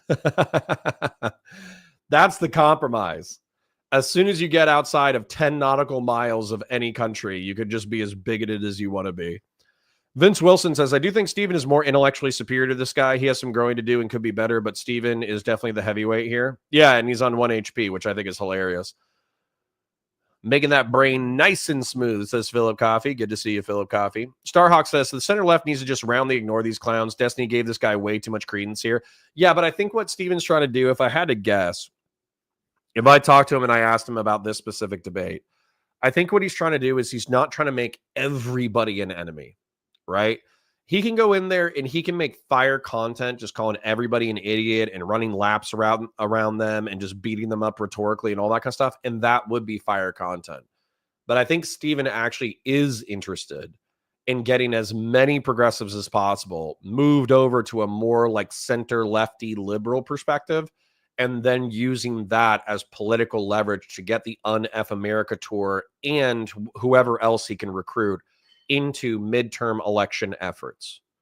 So yeah, so basically, like, I have no idea what Steven is doing for the midterms, but if there is like a PV similar thing that is trying to turn out votes for the midterms, obviously I don't like being associated with the progressive label, so to speak. But if PV comes back and they say, hey, we're doing events in Cincinnati and Milwaukee and Michigan and all that kind of stuff, do you want to help canvass and do community events? The answer is yes, immediately. It's time for your brain smoothing, grill hotists. Yes, Fowler Media Network. Herkimer says sand honkies are just Beach Boys. Rip Brian Wilson. So true. I grew up listening to the Beach Boys. That's a crazy reference. LB says, Stephen, is that stupid? Systematic racism is a thing. All people can be racist and bigoted. Done, by the way. There's only one race, the human race. True. True, LB, but I don't mean it the way that you mean it. There's only one race, the human race, which means that we need to conquer the galaxy and be racist to aliens. Good point. Excellent point, LB. Philip says, it's like they believe if we don't win while being perfect, it won't count. Yep. Beef Supreme says, guys, there's no effing genocide in South Africa. Lol, only Americans are dumb enough to believe this stuff. Nobody said that. Maybe somebody said that in chat. I didn't say that. I took a look on chat recently. I took a look at the stats for farm murders, and it was like 40 per year. And I think that South Africa has a 4.5 million white population. And so obviously, like, that's not a genocide. That being said, though, are some of those murders racially motivated? There's evidence that some of them are. And then also, are some of them horrific where they're like torturing the people before they kill them? And the answer is yes. And so racially motivated murders, one way or the other, are fucked up. And I'm not going to carry water to say like, oh, well, you know, there's only a few of them per year, so it's not that big of a deal. It's like, no, it's fucked up. Just say it's fucked up. It's fucked up. It's not a genocide, but it's messed up. Pretty easy, actually. H-Lock, good morning. Good to see you, brother. I'm pretty late to the party. Glad to be here. Well, thanks. Welcome aboard. LB says, what the fuck? The one drop rule in this country solidified racism. Cool. B Supreme says, I doubt Israel is doing the right thing. Lol. Well, happens to the best of us. Nasser Games says, anything Peterson is true psychic damage. Lol. I love Peterson. You guys are so mean. Conservative liberalism says, I accept inherent racism if we're just describing in-group preference, but he's not pretending it's exclusive to people with a certain skin color. Yeah, conservative liberalism, that's actually one of my frustrations with inherent racism as a concept, is because you can say like, oh, white people have inherent racism, but I'm pretty sure that it's well documented that almost every ethno-religious and racial group has an in-group preference that's like a mild amount of bigotry. And if anything, liberal and progressive people have been, when they do psyche evals on this, they actually have like the lowest amount of in-group preference compared to any ethno-religious or racial group. And so as a result, like quote unquote, liberal and progressive whites are the least racist people on the planet. And if you wanted to talk about the sociological problems developed by tribalism and in-group preferences, that's an interesting conversation, but that's not what they're talking about. They're talking specifically about white supremacist Western racism as a system. Beef Supreme says that's because garbage people love to paint all whites as racist. It's such a joke and racist in and of itself. These people are showing you in real time that they are in fact the racist ones. Happens to the best of us. All right, I'm going to read 2 or 3 more and then we're going to get back to it. Starhawk says, yes, original sin that must be cleansed through socialism. Starhawk, so true. Bud123 says, I'm inherently racist. Well, let the jokes fly, starting with white man jokes. There you go. All right. Anyways, let's continue. Didn't know what they were doing, which in my opinion, I don't see it as microaggression, because if you looked at the full chat, the whole conversation in itself was both parties trying to defend themselves. And I'm gonna be honest, if I was in Z's position, I would have said, I'm not gonna say no nuts, but she didn't say no nuts, in my opinion. I do think that she was defending herself, and people see it as microaggression because of the system that we have. So I don't see it as microaggression. People might be upset with that idea, but I do think that both parties were in the wrong when it came to the conversation that was happening. Sure, but people aren't upset that both sides are in the wrong. People are upset because they're saying Z acted in like an insanely racist way from some microaggression. I guess my question is there any way for a white person to ever criticize a black person online, or will that always be a microaggression? Lol. Well, that's because that's the internet in itself. The way the internet is. Notice how he didn't answer. If he rolls back and he gives us a good answer, I'll take it. But you got to understand, like, that's an important thing. Because if we're building a coalition of Hispanic folk, black folk, white folk, gay folk, trans folk, all that kind of stuff, then every time that a criticism goes towards a sexual or ethno-religious or person of color minority, There can't be this pearl clutching that goes, you can't criticize me. That's a microaggression. Because once again, we'll waste so much time and energy on that stuff that we're not going to go anywhere. Is pushed is that you're gonna like there's no way you can have a fluent conversation on the internet without it going to there. In fact, before Z went in there, yes, you could. The person who, when Z does a criticism, then the black lady who is being criticized could say, hey, listen, you said that I was late to a meeting or whatever, but realistically, I had stuff going on in my life that actually precluded me from being at that meeting. I feel like that's a little microaggressive. I would appreciate it if you didn't do that in the future. That being said, let's move into the substance of the issues. Boom. You said, hey, I didn't appreciate you doing that. I think it's rooted in some internal bias. I don't like it. Let's move on. That's how you could address it if you wanted to. We don't have to have a 10-hour discussion about how, I don't even know if it was somebody being late to a meeting, but just using that as an example. But you don't have to have a 10-hour meeting about the microaggressions of that. They call it, Hillary Clinton famously called it colored people time. Well, we'll be very PC here. We'll say people of color time. But the point is that, like, we don't have to have a 20-hour discussion about that. We could just say, hey, it was kind of messed up. It was a little racist that you said that. But even if you didn't mean it that way, that's kind of the way I took it. So let's try not to do that in the future. I appreciate the other things that you're trying to do. Let's move on. Easy, all day. All day we could be moving past this shit. And instead we got to spend a month and a half on it. I made that warning telling her if you get in there, it's only going to go left because in TikTok, again, it's a website. If you want to Google a unicorn snake, you can find a unicorn snake. So it's not crazy to see a white woman enter a chat full of black people and she say something like, you guys haven't organized. When you look in the history of that does sound wrong, but you need context. And that's the problem. Doing live is almost like texting somebody. I can give you something and I can mean it in one way, but you're going to misinterpret it a whole other way. And that's the problem. So when it comes to these conversations, it's literally having to tread lightly on these conversations, especially when it comes to what end? Why are we treading lightly on this conversation? Are you not trying to build? I'm gonna tell you. I'm gonna go full screen on this because this is annoying as shit to me. You're going to come over here and I'm going to look you in your eyeballs. I was raised Republican. I was raised with fiscal conservative ideas, social conservative ideas, neoconservative ideas blended into like Reaganite fusionism. Okay. What has happened in the past decade is Donald Trump has taken populism, right-wing populism, and he has skinned the Republican Party alive, and he walks around with Republican Party talking points on his face like Hannibal Lecter, and he goes, I'm going to kill a bunch of people through incompetence. That's what he's doing right now. And so he's killed a few thousand Ukrainians through incompetence. He's screwed over Ukrainians as a result of what he's doing. He has probably killed between 50 and 75,000 people through HIV elimination, through the PEPFAR program being canceled. And as a result, we know that there's 1,500 kids per day who are being born with HIV/AIDS who will die later on as a result.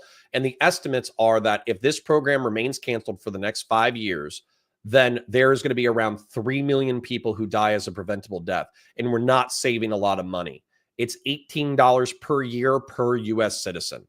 Okay. If it's a taxpayer, it's $36 per year. Right. So we saved the taxpayer $36 per year that we then spent on the military industrial complex. But even if we were saving that money, we just killed 3 million people. Amazing. Then add into that the mosquito prevention program that's killing people, and you effectively have a few million dead over the next 5 years as a result of Trump's incompetence.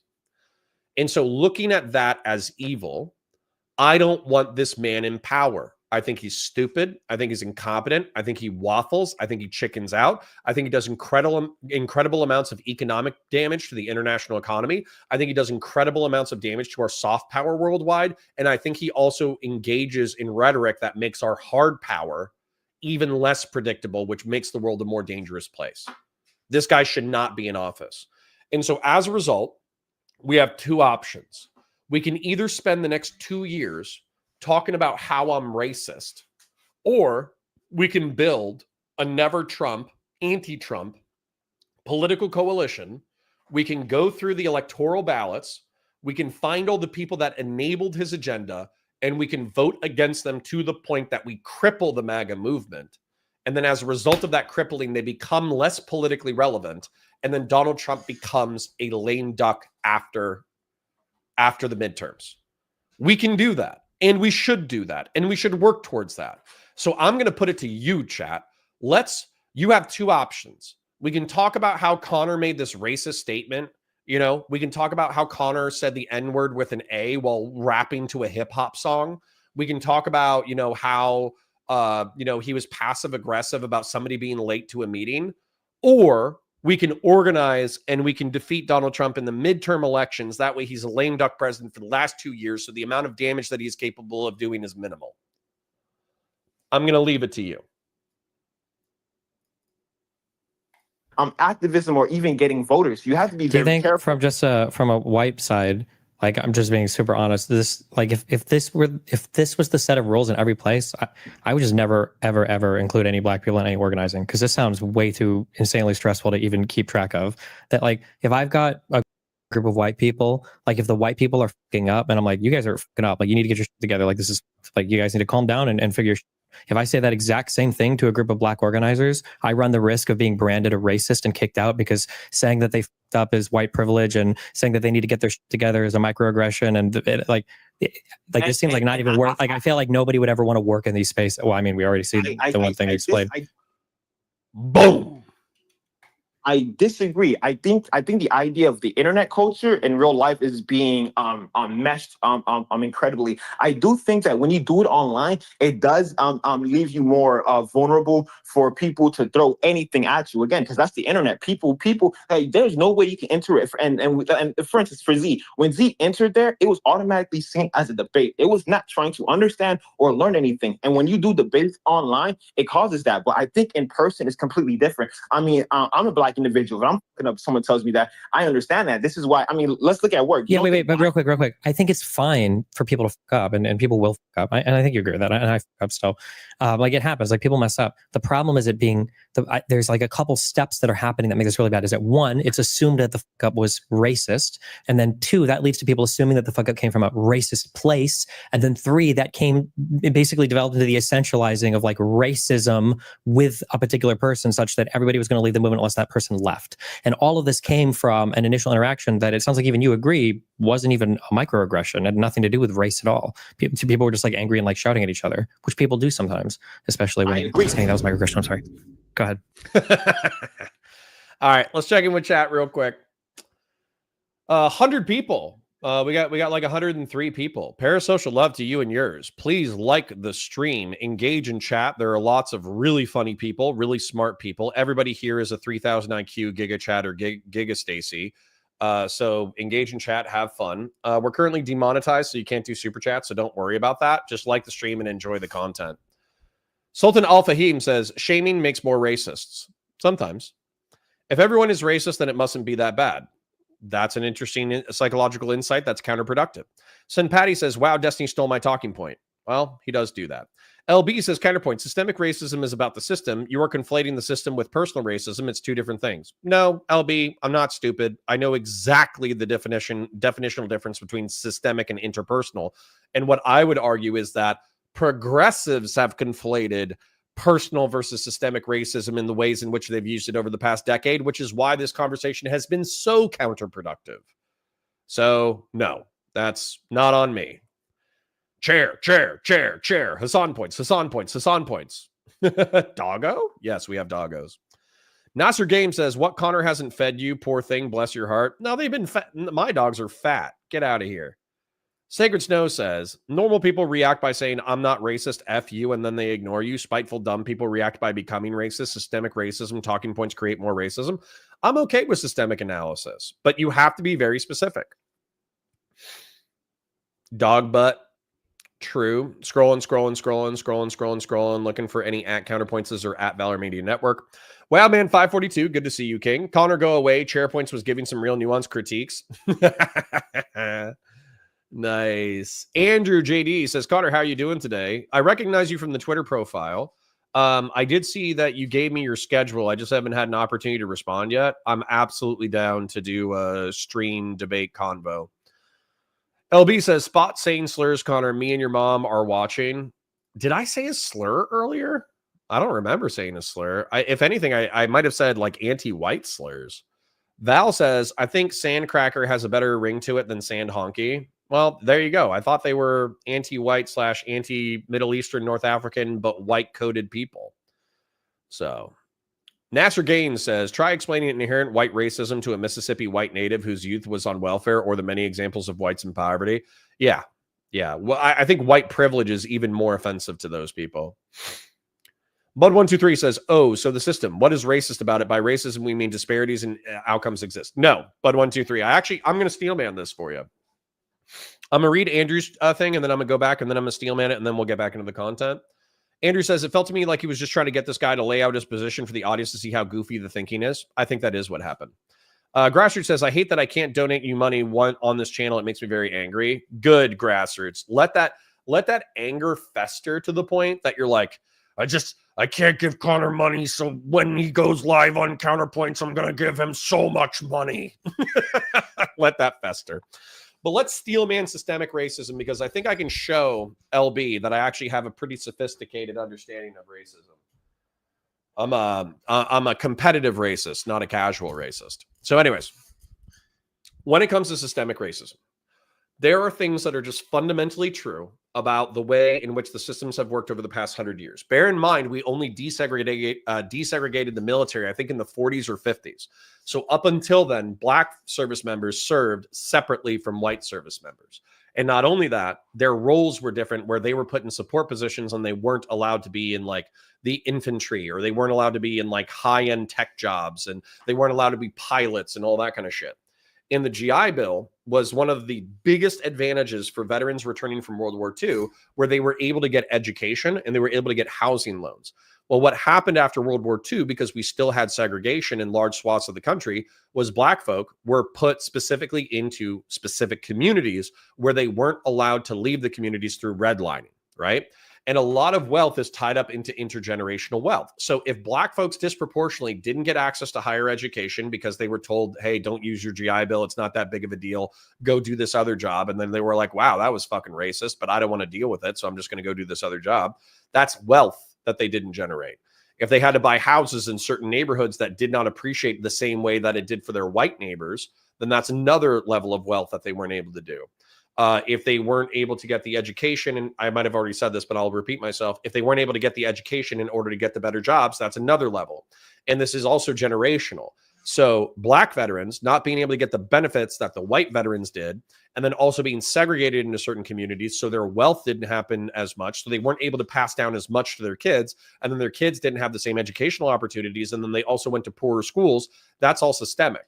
And then when you're talking about like disproportionately white cops going into those communities and then policing them more aggressively because they're more poor and there's more violence, then as a result, you might have that inculcated, self-perpetuating generational cycle of poverty and violence, in which white cops say, well, the black folks say, well, you know, I have to participate in the black market because the normal economy has excluded me so much. So fuck you. I'm going to go participate in the black market economy by dealing drugs or burglary or crime. And there are career criminals in many communities, but specifically in the black community, I think there's normalized segments of the community that have intergenerational normalized crime, where they view going into crime the way that some people view like going into sports or going into the military.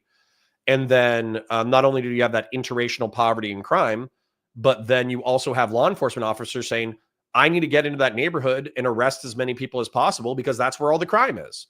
And so it's a self-perpetuating cycle. So anyways, Dude Man Sue says, Destiny has already made that content. If anything, it would be a rerun. Yeah, I don't care, though. That was fire content. Eric Dom says, yeah, he says that at the end he disagreed a lot more with the guy, but he did not see the use in arguing more. There you go.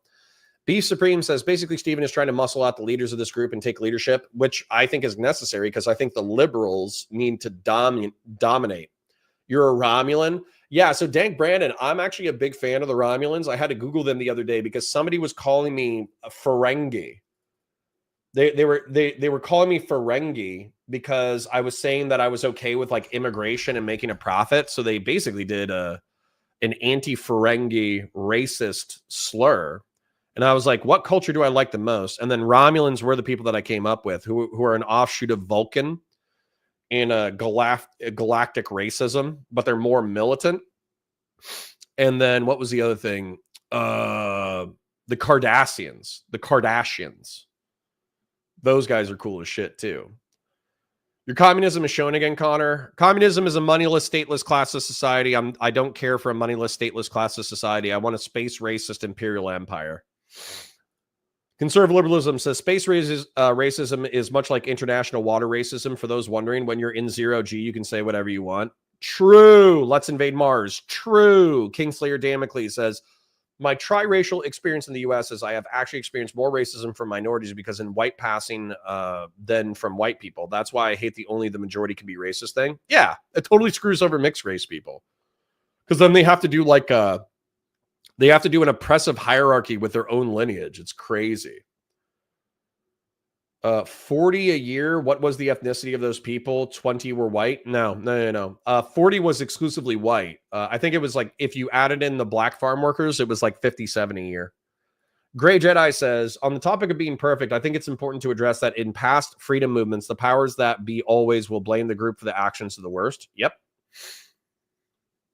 I never said it was a genocide. Stop straw manning. Beef Supreme says every race is equally racist. And in my life experience living in a black neighborhood, I found black people to be the most racist. Just the truth I live in.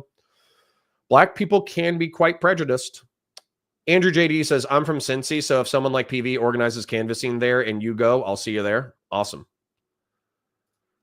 Herkimer says, I consider myself a liberal and progressive, and I guarantee you I have no in-group preferences. There you go. Grassroots says, it's weird they have an out-group preference and that only shows up in developed countries. I don't know much, but I read the study 4 or 5 years ago, but it was a pretty big deficit. Yep.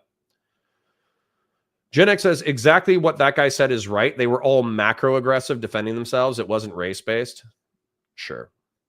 How old is the black kid? 20? Yeah, probably. Substance, what's that? True. All right. Last one or two, and then we'll get back into the content. Whatever 4690 says, Connor, the probably will say we are all just humans is you can't protect ethnic nations with that logic.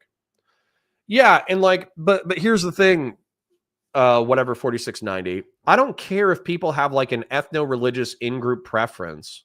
And so like Irish and Celts, like keep banging Irish and Celts and make more Irish and Celts. I don't care if like Anglos or Germans or Poles or whatever all like bang, like bang each other and perpetuate their groups. I think it's just weird to say that like you can't have Muslim neighbors or you like Middle Eastern, North African neighbors. You can't have Hispanic neighbors because somehow that's a genocide against your ethnicity. It's not a genocide. It's not a genocide in the way that I understand it. The genocide, the way that I understand it, is side means killing. So Geno, as a matter of fact, let's go ahead and look it up. Let's go ahead and look it up. Let's not even make shit up. Geno definition.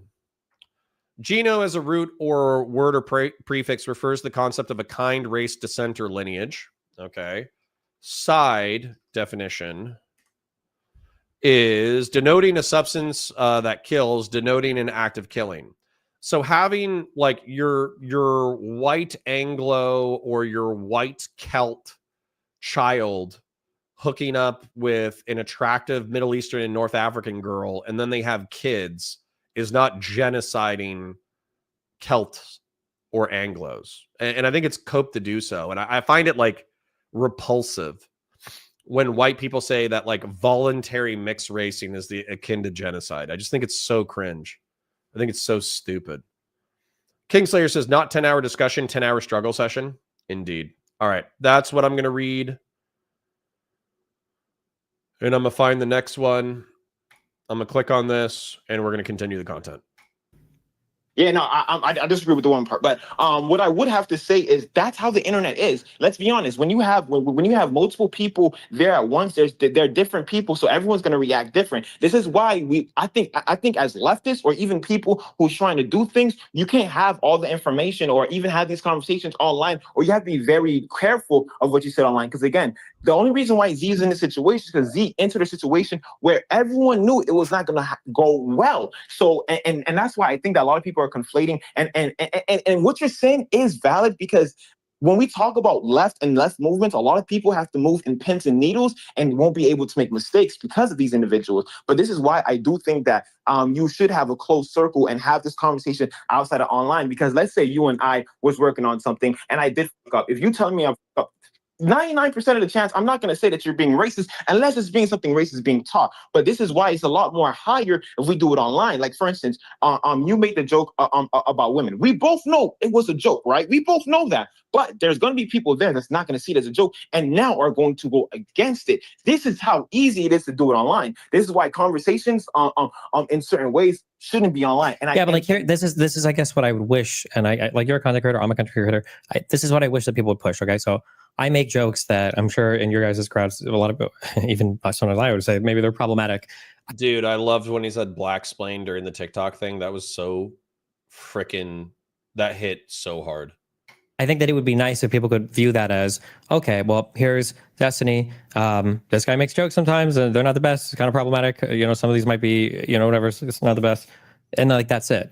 But it can't be that for some reason. It has to be that like, this person is racist. This person is sexist. This person hates women. This person hates minorities. It's like, Jesus, there's like no scale. It kind of goes back to the beginning of like, a microaggression is better than like a macroaggression, like a racist action, right? Like, and it is, even if it's still bad. And it feels like we just don't have the language sometimes to just have a granular understanding of how bad some things are sometimes. Like by the end of that whole Z thing, when that was going on, in the beginning, I was looking for her calling somebody the N-word. I thought that she went wild or was on some crazy making fun of people for some like insanely black stereotypes. And I think I spent hours listening through and it's like, is this it? She just said that like, why you like stop being loud, you guys are shouting over me. And then that's where it all came from. Like, what? Like she got talked over by black women. She got steamrolled by black women, and pointing out that she got steamrolled was microaggressive. That's amazing. Even if we say that Z made a mistake there, the accountability or her being made aware that like, oh, hey, like, you know, don't bully these people is going to be way different than a person coming on being like, oh, look at all these inferior IQ phenotypes that are less than me as a white person, right? These are two totally different things, but it feels like we treat them the same. Well, so there is an agreement there somewhat, and there's a disagreement, because I see it like almost like a job. Like, let's just say you go in a workplace and you have friends, you have coworkers that you don't really mingle with or talk to, but you have to have conversations with to get the work done. There's certain there's certain things you wouldn't say towards that workplace because you know you're gonna get fired in doing that. So you're able to not do those things to keep that job. I think it's the same way when it comes to activism. I also want to point out, Destiny, let's be honest, how many times have you spoke to black people in person and they say, dude, you're fucking racist? I don't know, probably never in person. Exactly, in person. Yeah, but I get called racist all the time online. True. All right, checking in with chat. Herkimer says, we have a whale to fry and this dipstick is concentrated on minnows. Agreed, that's the problem. And by the way, this guy is actually being like kind of funny, kind of nice. I think he's misguided, so I don't want to hate on the man completely. He made some silly points, but there's no reason to hate on this guy too hard. Andrew says, I made that exact point about the Z situation on my live, and then I had to back-to-back lefty creators come up to lecture me about how I was being racist by downplaying microaggressions. Andrew JD, get me into TikTok lives. That way I can fight all these kids. I would love to fight these children. Jose Lopez said, and Z did not say they didn't organize. I just assumed she meant that because Z explained to them that organizing her event was not easy. Yeah. LB says, the problem is you call racism right-wing populism instead of racism. See the problem here? No, because right-wing populism is its own thing, and there's racist elements to the Trump movement, but it's not. No, we have to call out like economic protectionism and isolationism isn't in and of itself racist. You can be an economic isolationist and a geopolitical isolationist without being racist. You can be, I'm trying to think of what else. Like the tariffs aren't necessarily racist. There's plenty of things about right-wing populism as it currently exists inside the United States that has nothing to do with race. So, no. I'll call out racism when I see racism, but I'm not gonna hit it with a broad brush. I think that's part of the problem. Beef Supreme says, Andrew, stop being a coward and don't bow down to these morons. Use your brain. None of that stuff was racist. This is an act of nobody's looking out for clout. Interesting. Randy Chang says he also brings out the worst in the Dems. The truly terrifying thing is the Democratic version of all the Trump stuff that's happening. Yeah, and that's why we covered this content, is because we need to fight it. Sacred Snow says, whoa. I thought I was saving people $18 a year. You've moved the goalpost from Five Guys to Texas Roadhouse. You're your own chef. All right. Scrolling, looking for anybody doing at Valor Media Network or at Connor in chat because I can't keep up with all of chat popping off. Sin Patty says, bro, chair points went crazy. Oh, my God. You guys are silly. Honky is a slur. Naughty. My apologies. There we go. Eric Dom. Part of me wants Trump to go harder so we can have a chance to get the United States of Europe. Never seen the rest of Europe cheer on German rearmament. I know it's a pipe dream. Yeah, dude. That's the one advantage about American isolationism is European rearmament. So, anyways. Yeah, Philip Coffey says, Valor Media Network is a connoisseur racist. Yeah, you guys aren't ready. I have a very advanced understanding of racism. Anyways, let's let Steven and this guy carry it out. Exactly, and that's the problem that I'm trying to point out. It's highly more likely for you to be in a situation like this online than you are in person. Why? Because a lot more people are going to have a better understanding of the conversation that's being had, or even then. Because and that's the idea that I need people to understand. TikTok is a very toxic area to have conversations, because conversations are not conversations. They're literal debates. I kid you not. The conversations that you're gonna have is less likely to have here on TikTok than ever. This is the first time I'm seeing, and I'm having a conversation with somebody where it's not a debate. It's not us trying to prove no one wrong. It's literally having a conversation. And if that was going to happen with Z there, then the conversation would be completely different, and no one would say Z showed that microaggression. But because it was emotions being there from both sides, and Z making that statement, and the women making that assumption, which is valid when it comes to their current emotions, then that's what happens. It's clearly emotion. Okay, but like we have to figure this out on the left though, right? Because on the right, these guys can bring together so many different. You can have Nazis and traditional conservatives. Like look at all these different people that have, and tech bros that have all come together to vote for Trump and somehow work online. We have to figure that out on the left, a way to both be critical of people without completely ostracizing them at the same time. This has to be possible. No, I definitely do agree, and I think the problem is that the ideologies that everyone has may be in the same result, but the way it's going at it is completely different. And I think that's the problem that most people have. I think people can't have a clear understanding of this is the goal and this is how we should do it. And that's the thing. There's no clear leader compared to the right. Like if you talk about the right, you automatically think of Trump. You automatically think of all these names. When you think about the left, there's no one who's actually stepping here and being like, this is how we do it, because the left have so many people. This is why I think that certain people, so many different kinds of people. Although I do think that this is what Steven is trying to do. That's why he's having this conversation with you in the first place, is because he's trying to say that liberals, progressives, and leftists are so disorganized that this coalition is not going to get anywhere unless we can agree to basic things. That's why this conversation is content in the first place. Wowman542 says the first step to restoring the American Republic is liking the stream. He's not wrong. LB says, Connor, the Romulans are fascist communists. Do they have a moneyless, stateless, classless society, LB? And also, are they political corporatists and flexible authoritarians? Because I think that fascism can like subsume a lot of communist elements, because they're both authoritarian ideologies. But unless it's moneyless, classless, and stateless, it's not communism. Dude Mansu says, come to Quarks. Quarks is fun. Don't just walk, run. Gen X says, y'all, I'm logged into a fiscal response to natural disasters meeting, and the shit Trump has cut is insane. We're so fucked. I can't wait, bro. I can't wait.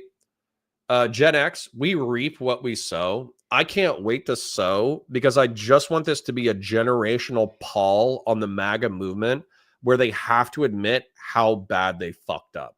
That's what I want. Val says, wait, so you're a Kardashian? How do you pronounce Kardashian? Is it Cardassian or is it Kardashian? Because there's two S's. I feel like it's Cardassian. I feel like that's what I heard, but it's so close to Kardashian that I pronounce it that way because obviously I've heard the word Kardashian a billion times more. Nah, nope, no says, as to the Cardassians, Garrick was nice, but most of them were a-holes. I feel like you didn't watch that much Deep Space Nine. You're not wrong. Cardassians are fascist. Base. Gen X says, what was that trick word y'all said earlier about Yakub or whatever? I meant to Google it. I don't know. Somebody who made a Yakubian reference earlier, please get Gen X your racial slur so she can save it for future use. Philip Coffey says Media Network Cardassians are sanctioned Xenos. No, they're not. They're not sanctioned at all. Think of it like we can just appreciate foreign cultures, but I think you guys need to understand this. Like, space racism is going to evolve through certain periods. What's going to happen in the future, because obviously Warhammer 40K is the future, is we're going to have peaceful relations, relatively speaking, with a bunch of like alien empires.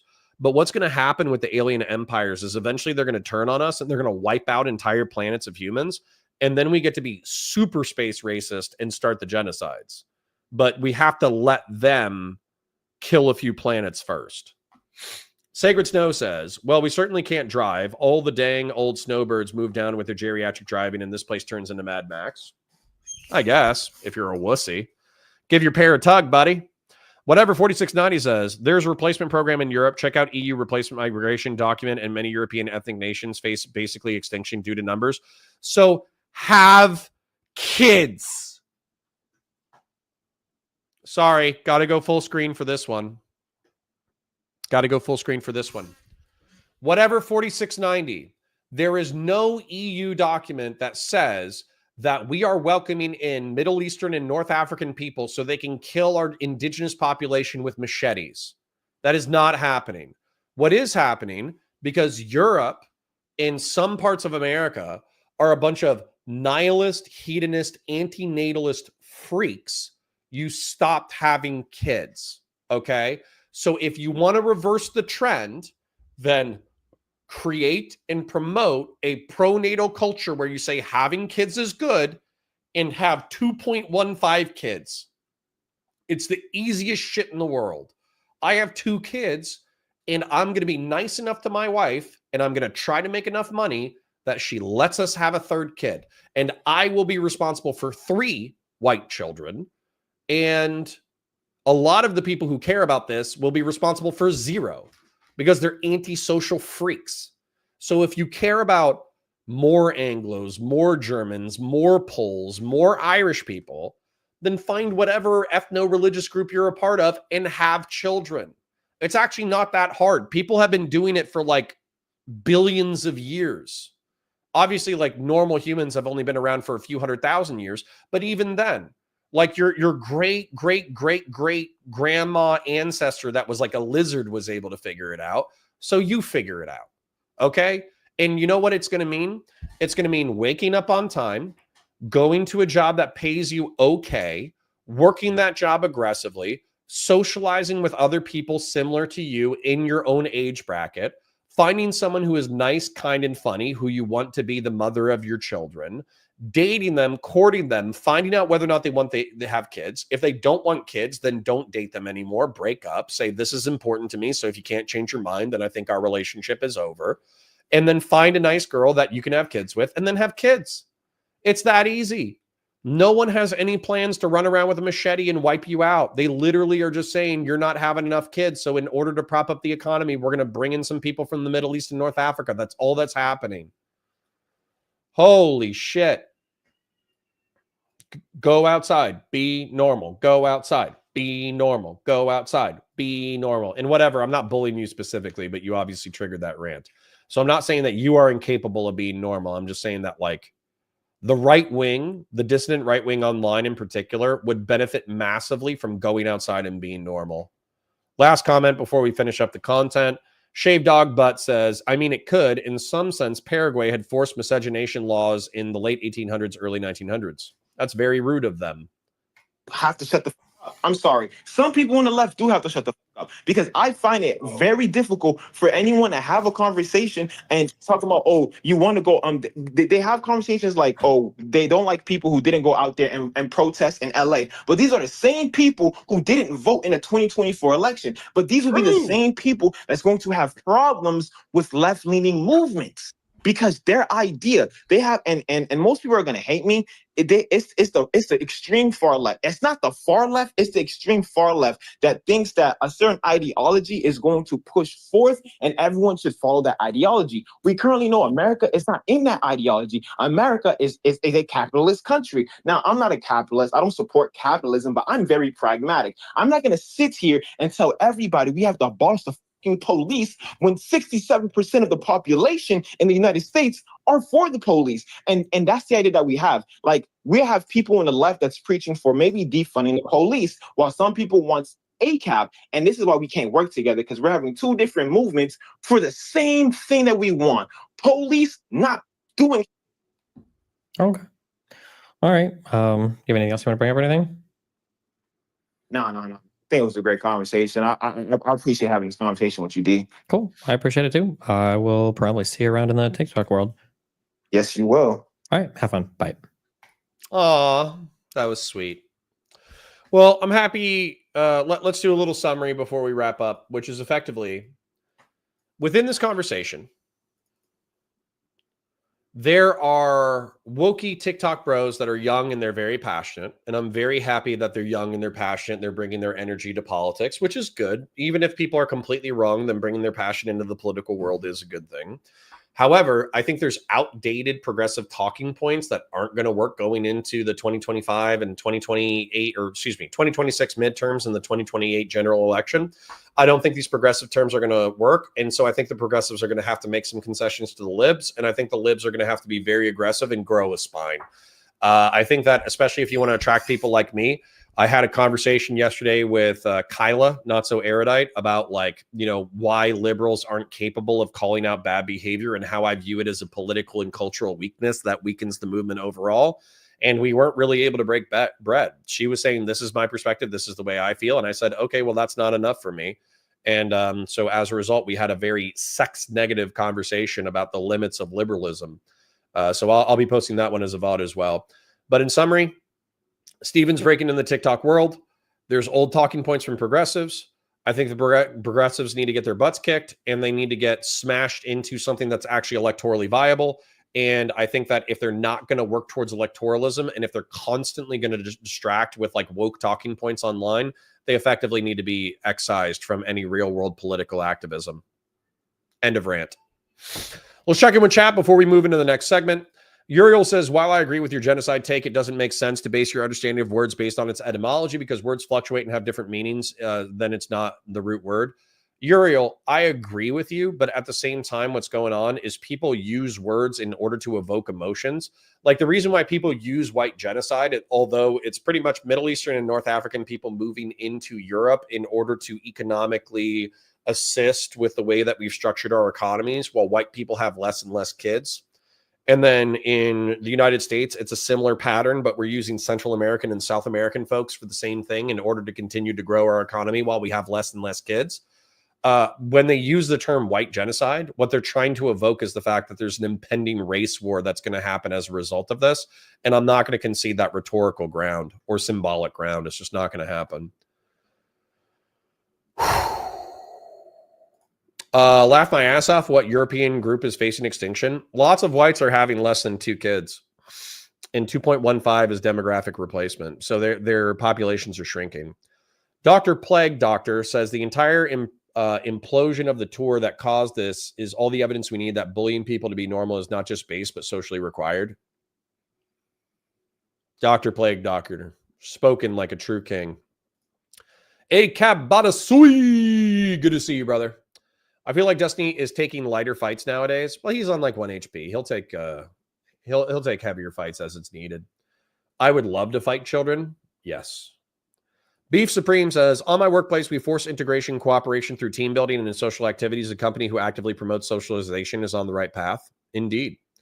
Racism is the basis for xenophobia. Are we trying to say cool things or bad things?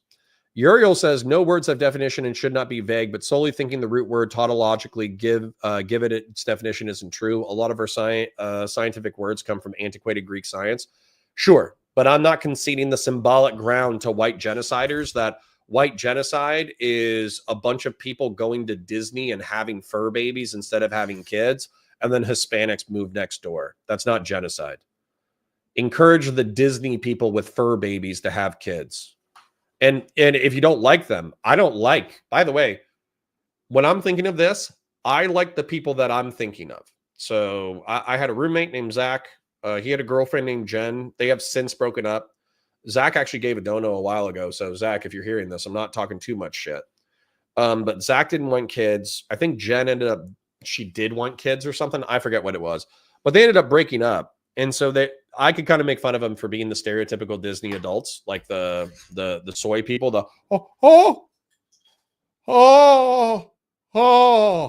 you know, that's what I do when I go to Disney with the wife.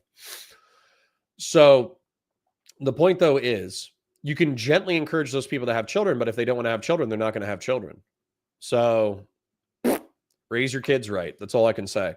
Randy Chang says, is it racist to think of Docs the Trill as parasites? I don't know who Dax the Trill is. Maybe. Scrolling. You guys are having fun. Marco Tullio, the United States of Europe is kind of a pipe dream because of immigration, Eurosceptic movements. I think it would be easier to just have like a united military. Like the EU is kind of already, we talked about this the other day. Having France, Germany, and the UK create like a military alliance sphere, have a Mediterranean alliance sphere where it's Spain, Portugal, and Italy, and then having another alliance sphere where it's like the Baltics and Eastern Europe. I think you could create 3 sub-armies that have their own communicative patterns, and then those could coordinate at a higher level, and then boom, you're able to make a pan-European army. I think you could do that. And that if you have united fiscal policy, because I think they all share the, what do they call it? The euro. So if you had united fiscal policy, and then if you had united military policy, Europe could become a powerhouse. And you wouldn't need it to be as federalized, as centralized as the United States of America. AfroJew89 says, why would you let human planets die before acting? Have you learned nothing from Israeli history of preemptive strikes? Apparently not. I want a moral casus belli for my genocides, for my galactic genocides. I want to be the moral victor. Gray Jedi says, a lot of these red pill types only want OnlyFans girls, yet hate them while overlooking normal women who are in their lives. Yep. Go to church, be normal, go to outside, be... so I get it. There's a bunch of like heathen atheist dirtbags in my chat, so I can't say go to church, be normal, because they find that off-putting. So bear in mind, I'm subconsciously saying that. But I'm going to say, go outside, be normal. Go outside, be normal. Go outside, be normal.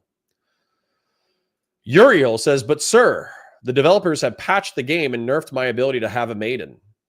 Nope. Go outside, be normal. You can find one. She might not be as hot as she wants you or you want her to be, but you can find a woman who's nice and kind and willing to take care of your kids and willing to help out with domestic responsibilities. She exists. Nasser Game says, Connor trying to hit a quota over here? Maybe. LB says, by the way, Connor, if women had the pill a few hundred years ago, I think the population would look different. Agreed. Agreed. AF says, please don't get one guide by whatever. Homie is on that anti-left propaganda drip. It happens, but whatever is a welcome voice in the chat, because he triggers me with his conservative takes, and it's fun. Akabalasui says, everyone is shades of brown. I'm sure people will figure that out in 80 years. Hopefully. Turner Huffman says, Connor, biggest problem with kids these days due to social media, they have moved on from every relationship immediately the moment there's any friction, and they now know they have other options. Yeah. We're going to have to train that out of them. Connor, what is that thing you have on your shoulder? A whip? Nope, it's a Theracane. It's a giant piece of plastic shaped like an S that allows me to stab the knots in my back. It's so good. Sacred Snow says, I think it was a great convo. Meanwhile, Destiny was doing the traumatized black and white Mr. Incredible meme the entire time. Based. All right, we're going to catch up, and then I'm going to introduce my next thing. GBO Farm says white genocide has nothing to do with a race war. GBO Farms, I'm not going to concede the rhetorical ground that there's even a genocide. Geno, race, type, whatever, side, killing. There's no white genocide. There's white people having less kids, and there's Hispanics and Middle Eastern and North African people moving next door so we can prop up our economies. That's not a genocide. Eric Dom says, Destiny also wants harder fights. He wanted to debate Parker and the blonde guy. I think they declined. Well, last night, I think there might have been, I don't know if they did it, but Dean Withers allegedly agreed to debate Steven. So I don't know if that happened last night, or if they picked a date, or if he ended up wussing out. But allegedly that's coming. That's coming. Clip Soy Connor, please God. I can do it again for you if there isn't a clipper who was ready for that. You know, you can just go.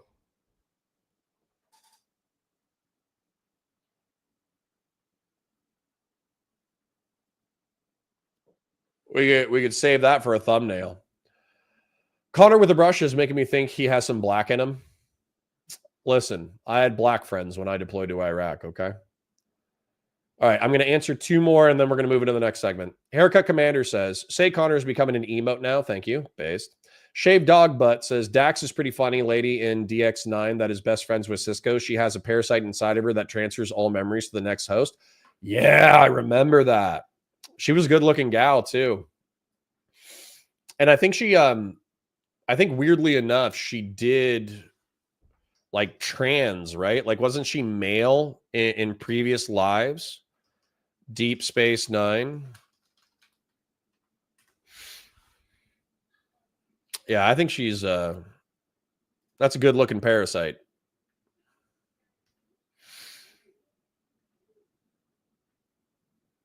This picture kind of reminds me of whoever that conservative pop culture person is. I forget the girl's name, but this picture looks specific. Oh, Brett Cooper. This looks like Brett Cooper. I wonder if this lady's last name is Cooper. Not that it would, but Brett Cooper was in Hollywood for a while. So I don't know if that would be. No, her name's Nicole DeBoer. So totally unrelated. But she looks like Brett Cooper's mom. Anyways, good for her. Good for her. Anyways, let's introduce the next segment. And let's break it down. So, hi guys, my name's Connor. I'm a science fiction, political, and philosophy nerd, a Marine Corps and law enforcement veteran, and I have another interesting segment for you. I'm going to be watching the creators Abba and Preach, which is kind of more like a pop culture show. It's basically two pretty funny Black Canadians. I think they're Canadian. Black Canadian gentlemen who break down pop culture events. And there's something called the male loser epidemic, which is about a 15, 20-minute video, right? And so we're going to take a look at it because it's probably going to be a mix of like red pill, life advice, sex culture, all that kind of stuff. And that can be fun to talk about. I do like these guys as creators, so I'm hoping that they're bringing the fire content. I'm going to go ahead and bring them on screen, and let's let them introduce us to what's going on. Bad. My God. What a start, my girl. Remember what I told you? My algorithms has been invaded by like this anti-male shit, bro. Yeah. So I just be like, I'm like, well, this is really an industry, and the comments is just all reinforced. It's Yes. interesting. There's also the other side of it, where it's like anti-women. Of course. That algorithm used to be what I had before. Yeah. Now I'm on the other side now, so I'm paying attention. It's fun. Check this out. Anti-men. This is anti-men? Oh, for sure. A lot of you ladies ask me how it is that I get gifts on the second date, and it's very simple. First of all, you must enjoy the first date. You have to determine whether or not you want to go on the second date with them. When they ask you for a second date, a lot of guys will try to close it on the first one if they're smart. And you can do this. This is how I do it. I've had so much fun with you. This was really great. Thank you for treating me. It was very sweet. I love this restaurant. And I will go on a second date with you. However, I do expect a gift. Why are you checking out? You probably come on. We got a job.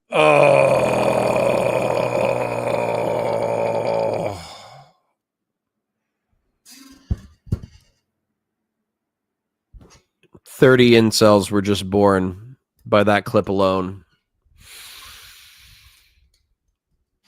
30 incels just gained their wings. That was horrifying. A whole new line of hypergamy red pill breakdowns have been spawned on the internet. That was horrible. Let's allow them to break it down real quick, and then I'm gonna break it down. That was bad. Job to do. I'm doing it. You're on Instagram. Yep. I checked out because shut up. Shut up. Yes. Preach. I think this. You spoke to me about that a couple of days ago. The rage baiting thing. Yeah, she's not rage baiting. She's like, she really lives like this. I She know lives because like this? I checked her videos. She really don't go viral 95% of the time, and she just be yapping about this shit every day. Yeah, that means it's her. Yeah. But No is it views. really her? Or I don't know, man. Hey man, listen. I'll say this. It doesn't happen often, but I have met people like this. Yeah. Very once in a blue moon. And there are more. Oh yeah, there's more and more of them. And Yeah. But they're not as happy as they make it sound. Oh, this is how I make it this and this and that, and I do this, and I have it again, and then at the end of the night, it's I'm alone. Let's hear her. Let's hear her. You know, I want to see how creative you get. I want to see you work for it. So you can get me anything you want. I don't care what it is. Well, I do, because I'm going to judge. You need to impress me. But you can't get me flowers because I already get flowers for myself. And I also don't want you taking on the responsibility of getting the right flowers because I have a cat. So let's see how you do. And I'll like kind of lean back and I'll take a look at them and I'll be like, Elle est vraiment fière de ce qu'elle a fait là. If this is Jeopardy, 500 for things that never happened. Yes, She's selling a fantasy. Today I had another episode of shit that. Yeah, this is like me. happen. You know, listen. You know what? After the end of the first date, I kind of sit across from her after we just had some Dom Perignon, and then I let her know, like, you know, I fully expect to have a second date with you. Absolutely, it will happen. Make sure you look good. Wear a red thong, preferably matching underwear, and I'll pick you up out of your place at 7. Maybe I'll forget something, so we'll have to go back. We'll find the laundromat, and I'll fuck you like a gorilla. Abba, this is a family show. Why would you say something like that? That is repulsive. Don't say things like that. This is a family show. Anyways, let's go ahead and break this down. Listen, ladies, gentlemen, non-binary people of various gender types related to clouds and animals, okay? Dating is not exclusively about promiscuous, fun sex with no consequences, and dating is not about the material goods that you can acquire from your potential partners. Dating, in my opinion, is about getting to know somebody so you can determine whether or not you like them. And a lot of people can put on a veneer of a personality that pretends to be attractive enough to be worthy of your time and attention. But a lot of people are not worthy of your time and attention. I don't care if you're ugly. I don't care if you're broke. I don't care. I don't care. There, just by being in this chat, you probably have a 3,000 IQ. You're probably very well endowed. You're probably very attractive. You're probably very handsome. And so as a result, you have more to offer the world than people like this. And there's this movie called Shallow Hal. Very dumb movie. But a guy gets like psycho trained into seeing people's souls instead of seeing their outward appearance. And as a result, he ends up dating like a 700-pound woman. And while that's pretty silly, because how you take care of your body is ultimately like an indication of what your personality is like, we are oftentimes poorly disciplined. We are oftentimes overweight. We can be ugly. And even if we're attractive on the outside, we can be very ugly on the inside. And so what I'm telling you is don't fall for this bullshit. Just because this woman is moderately attractive doesn't mean that even if you're rich, even if you have the capacity to give her tons of money and come up with a creative gift and all that kind of stuff, this is very clearly a succubus who was put on this planet to suck your emotional energy and material wealth out of you so she could sustain herself. So do not fall for the succubus. Do not fall for the mermaid. Do not fall for the siren. This is a tale as old as time. And when you realize that you're on a date with the succubus, say, I had a lovely time. It was a sincere pleasure to meet you. I just think that we have a little bit of difference in values. And so I wish you all of the best, but I don't think we're going to be going on a second date. I hope you have a great night. And then pay the tab and walk away. And you better be good because I'm going to be judging. And then that's when I swing out my 15-inch donker right on the table and be like, you see this? But how does she know you're going to have a 15-inch dunker for her? But how does she know? This is a family show, Abba. I don't want to hear about your 15-inch donker. And I'm going to guess based off of him using his forearm as something demonstrable that he's still talking about his donker. So let's go ahead and skip that for a little bit. Okay, like, what type of gift? And I'll be like, I don't know. I'd go home if you didn't go big, so. You want my attention, don't you? And they're like, oh my God. You want my attention? You know what? You know what I wish, bro? You know what I wish? I wish you would have gone on a date with her and she would have done that to you. And I want to see your face when she does that shit. I wish I could just see that when you go, yeah, okay, no. And just leave. I wish. Oh, my God. I wouldn't even do that because I've had women before say something and I'm like, what? And I have to always process it because I'm like, did I hear this correctly? Like, it's just like all day. So I'm like, what? Why? Well, okay. And then I'll just wrap up the date shortly afterwards and then go home and never call her back. That was it. Boom! Abba's spitting. That's me. I'm not causing no. See, I'm in a restaurant. I'm like, so I got to pay the bill, you know. So. Okay, like, you're not telling them. You're telling them, but you're, like, seducing them, okay? And you got to, like, use your eyes. You got to just, like, siren it, okay? Like. She even uses the word siren. Yeah, that's how I do it. If I could say something, girls, don't take advice on how to get a man from other girls. Y'all don't know what the hell you're doing. And guys, don't get advices on girls how to get a girl their way. Yo, they have a creaky floorboard that I see comments about, and I cannot believe they haven't fixed it. Abba and Preach, it's been months. Rip up the floorboard. Oh my God. It's like a character in their show now. As well. They're going to talk about their fantasies and not real life. So some of these comments are great. This one comes from a girl says, girl, you sound desperate to get a gift. I actually feel sorry for you if you have to ask for a gift for a stranger the first time you see him. And then she goes, a stranger wanting to be in my life, especially a man who are brutal to us. Girl, who hurt you? Who hurt you? Girl, who hurt you? What's wrong? It's giving hurt. It's giving therapy. Is the line that guys go, drizzle, drizzle? I said, what? Drizzle, drizzle. It's giving hurt, drizzle, drizzle. Mm-hmm. All right. And then she goes, yes, definitely has to prove it's kind of sweet and has intentions and meets my standard. Raise yours, my love. The universe is your oyster. Okay, yeah, but if it doesn't go well, do you give back the gift? No, right? Another one goes, what would you say if someone said, I love that idea? You get me a gift and I get you a gift, and let's see who's more creative and thoughtful. Which I'm like, oh, that's kind of cool. And she replies, the women are the prize, not the men. Want to act like a princess? Go date a gay man who would happily treat you like what? You know what I heard when she said that? Maggot. Yo, dead ass. Women sometimes be sounding super homophobic without actually saying the word. You know what the thing is? I'm gonna tell you this. Hot take. The women that are allies, or it's not even a hot take, it's just really life. The women often that are allies are more homophobic than the homophobes that they're, because they're gonna weaponize the homosexuality of their friends. It's even worse. They're the ones that are gonna call you, oh, so you think you, and then, oh, so you gay? Also, yeah, okay. They weaponize it.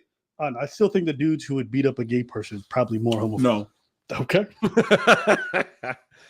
All right, checking in with chat because I don't have a lot of commentary here. They're kind of saying what I'm saying. They're just taking a little bit longer to do it. Shave Dog Butt was talking about Dax and D Space 9. Haircut Commander says, Soy Connor is becoming an emote. Thank you. Good. Let's make some emotes. We owe you guys some emotes. Connor, that sounds like a European pretext for World War III. Nope, because they'll be working together. Dickie Boy says, getting them to agree on how the United States military is, or United military is operated while taking the smaller member states into consideration is probably the hardest issue, Connor. Yep. A pan-European army will operate under the auspices of the EU and make NATO redundant. And problem? GBO Farm says, so what makes it genocide is when feminism is forced on people and when open borders policies are forced on countries through things like the EU. No, side, killing. It's not killing. Go have babies. Go outside. Be normal. Go outside. Be normal. Go outside. Be normal. Go talk to a woman.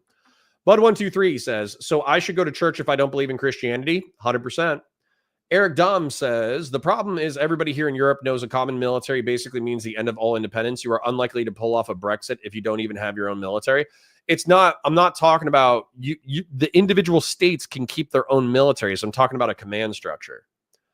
Fashion 40 says, hi, the internet has ruined normal. I'm in my mid-30s and manage 20-something-year-olds and they have no social skills. Yep. Val says, I think the solution for atheists is to get a social hobby, like plenty of hiking groups and stuff like that out there. Yep. Scrolling. Val says, if you don't want to be attached to something with a progressive norm, you have you considered vote vets? I'm unfamiliar. But I mean, I'm not opposed. I don't even care, dude. If Progressive Victory calls me, I'm going to work with them because I like Sam Drizmala and we have a good working relationship. So I'll work with PV again. The only reason why I'm saying I don't want to do the progressive thing is because I just don't want to get into like the oppression Olympics. And then people are like, oh, Connor said rude shit on Twitter. And it's like, I don't care. Work with me or don't care. Fashion 40 says, didn't Dean Lyon say he never met or talked to Destiny? I don't remember. I think he said that he wasn't a fan. I think that's what he was the lie of, but apparently he said he was a fan in person. Sager's No says, Connor risking his entire spine for Soy Jack thumbnail. God's strongest soldier. Indeed. All right. You mean female Ben Shapiro? I do. Turner Hoffman says, Connor talking smack about Disney adults like his wife doesn't have him on a leash to her hip while walking through the Magic Kingdom. Dang, bro. Why you got to burn me like that? You're not wrong.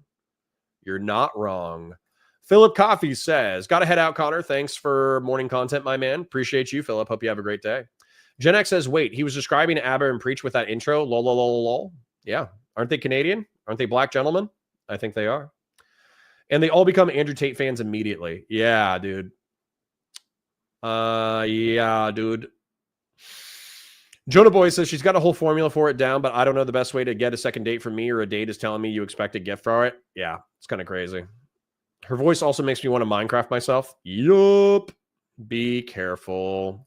Kingslayer says Dax isn't trans. Dax is a parasite symbiote that can inhabit either sex trill host. While it melts minds and transfers memories to the next host, there is no transition between sex genders, only hosts.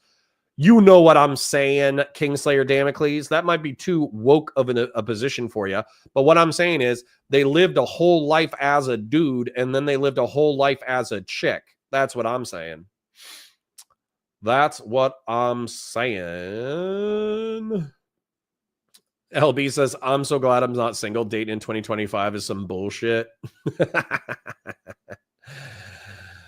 Marcatolo, probably last comment for now, says, do y'all get triggered if I say she's exploiting the patriarchal expectations of how women should behave and how men should behave to women? Marcatolo, but I would say that this is toxic patriarchal expectations where the man is expected to get a gift in order to get sex from a woman and all that kind of bullshit.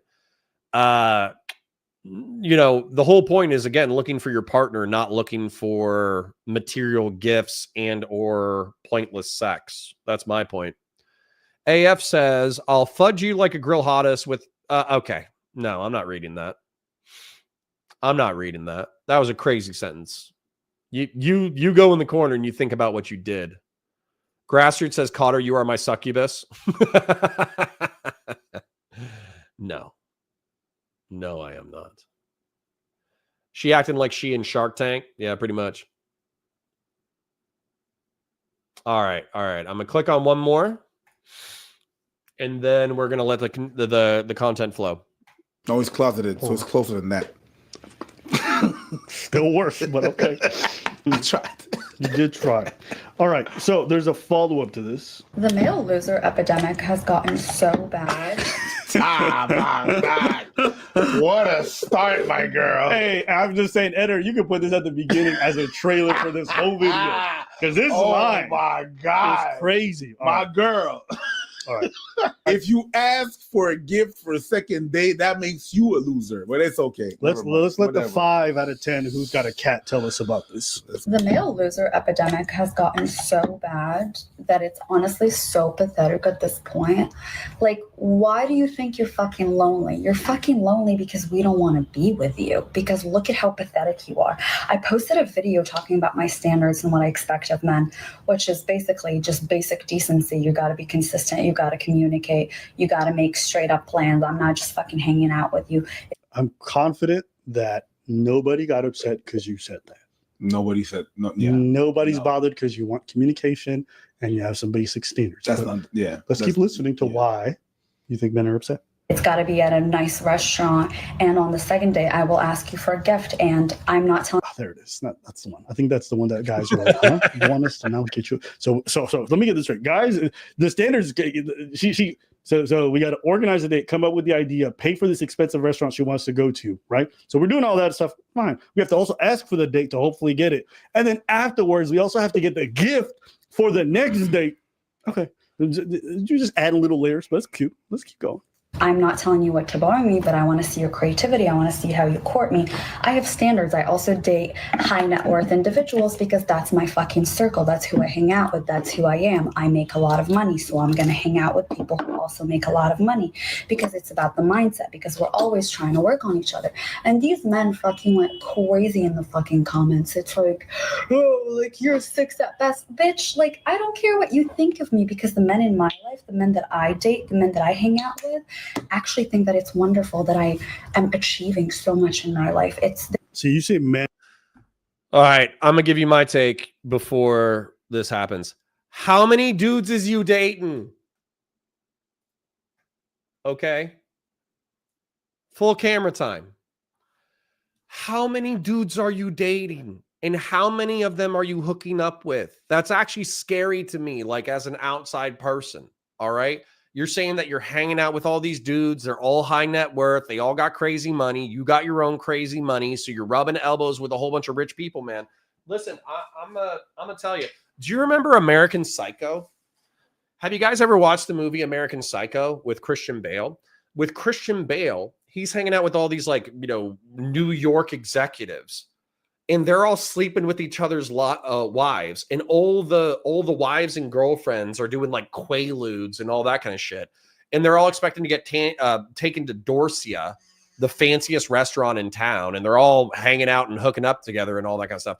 And I'm just thinking to myself, like, that's got to be this. Like this is the 2020 version of the 1980s American Psycho yuppie giga rich person. And to me, listen, gross. Okay, gross. All right. If she's so high value, if she's so smart, if she's some executive or whatever, then she should have the intelligence to be able to go out on a date, find a dude who's worth dating, get a nice gift on the second date, determine whether or not she wants to continue dating, find her husband, and then find the person that she wants to be with for prolonged periods. If she's literally doing this with dozens of guys, which it sounds like based off of her own framing, that is actually fucking repulsive. Why do you have a strategy to get multiple gifts from multiple dudes? That is crazy pants. That kind of tells me that you're loose. You're a woman of loose morals is the best way that I could phrase it. And plural, and you're saying all these like men think it's amazing. How come they haven't wifed you up then? Yo! There's so many of these men who think all these great things about you. Why they all keep passing on you? Supposed like high value network. I'm just because sometimes you hunt to eat, and sometimes you hunt just for the sport. Some people do that same thing for dating. Maybe I doubt it. They think it's wonderful and actually help me set higher standards for the men in my life that are walking into my life. They teach me how to think. They teach me how to carry myself in the world. They teach. How many men are walking in and out of your life, lady?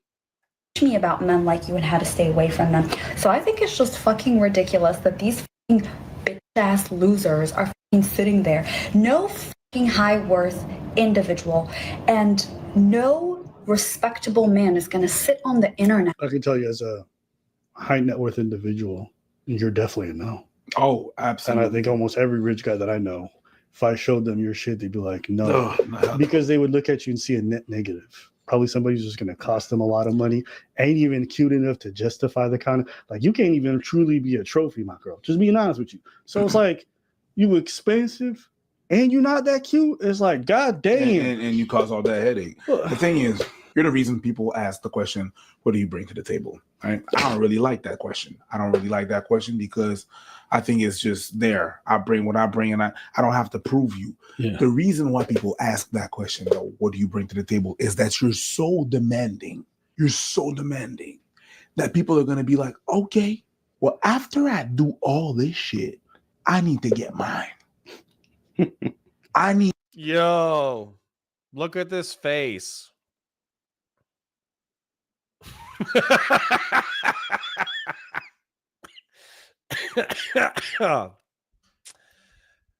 Preach.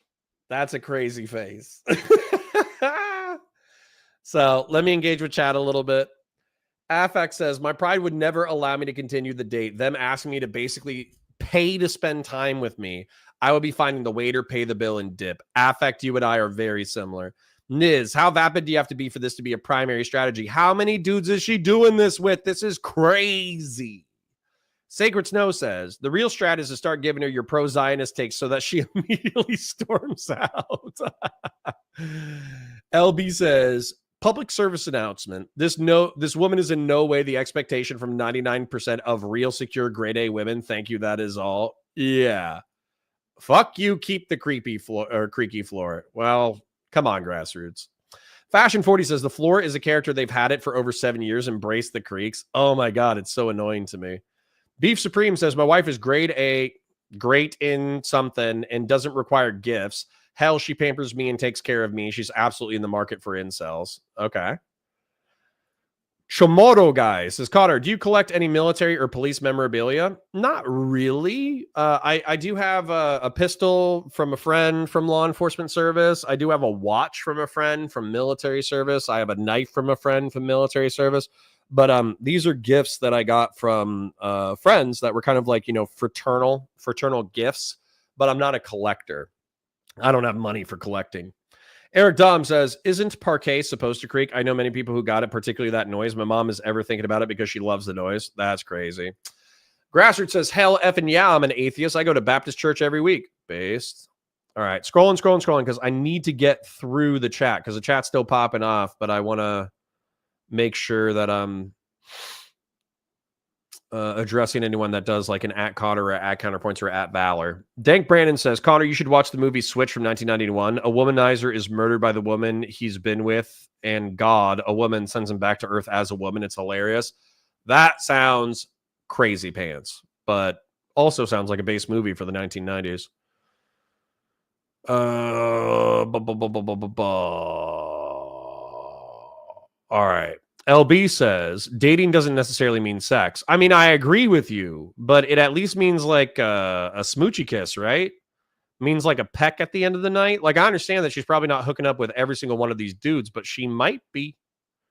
She might be. You don't know in this day and age. And if they're getting her like $500 or $1,000 gifts, she might be. All right. Y'all are having fun with memeing with each other. Val, last comment before haircut says BS, you play Warhammer. Yeah. You know how long ago I bought those Death Watch? Probably years ago. You know how long ago I bought those Imperial Guard? Probably like a year ago. You know what I'm saying? Like, I haven't bought any new kits in a while because I have plenty of kits that I need to paint. I need to paint kits before I make any new ones. Val says, I'm not sure I believe she actually has personal experience with this. Like, anyone can talk smack on the internet. This just seems like clickbait. I'm hoping so. I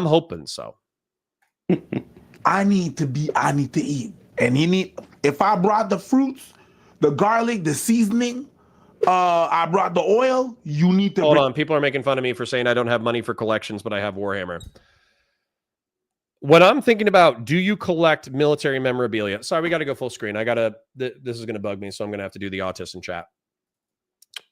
So when you say, do I collect war memorabilia? I'm thinking about authentic war memorabilia. So I'm thinking about like trench knives from World War I. I'm thinking about M1 Garands from World War II. I'm thinking about 1911s that have survived since the Banana Wars. I'm thinking about authentic, World War II, World War I, Korea, and Vietnam helmets. I'm thinking about flak jackets. I'm thinking about all that kind of stuff. And so when you're talking about all of those items, each one individually is probably a few $100. Do you know how I got, y'all can't see up here, but there's 3,000 points of Death Watch up here. The way that I got Warhammer stuff is through buying kits at $30 a piece on eBay or $50 a piece from Games Workshop. And I built up a collection over the course of probably 4 years. So I would spend $30 a month, $30 to $50 a month on Warhammer, which was too much, but it was still, I loved it, so I did it. So I did $50 a month, whereas I'm not going to lie, I don't have the discipline to save up $300 for an authentic military helmet or a World War I trench knife. I don't have the financial discipline nor the income to save up $1,500 for an authentic M1 Garand. It just doesn't happen. Now, maybe if I start making like a six-figure income off of streaming and off of YouTube, and then we can start talking about buying war memorabilia. But I'm also going to turn that into more YouTube content. But listen, guys, $50 a month on Warhammer is easier to do than, $500 a month on memorabilia. Anyways, now that I've made that point, let's engage with the content. Bring something to the table so we could cook. You wanted me to bring all my casserole, my pans, my knives, my cutlery, and I brought all that to the table? You asked for that. What are you bringing? People only ask that question when you're demanding. That everybody's going to go with but what's in it for me? I mean, you would never, ever ask that to anybody you're getting to know, because one, you would discover that as you're getting to know them, and two, you wouldn't be consciously thinking about it. I never had to ask my girlfriends or my exes in the past what they're bringing to the table. I learned about their job. I learned about their skill set. They told me how they cared for other people. So I was like, it's just a weird thing to ask. One, two, I think one of the saddest things about all this is that we have really sucked all the fun out of men and women's role in dating. Like, you guys have this expectation that men will come to the date and they'll ask you out and they will pay for the date. They'll organize it. Okay, cool. That's fine. And women will come, they'll be incredibly presentable. Guys will make an effort to be presentable. Obviously, the women are going to be stunning. Wow, you look great. Cool. We've sucked all the fun because we just act entitled to it. My wife will probably never be happy about making me a meal if when she makes a meal, she's like, that's the bare minimum. You know what I'm saying?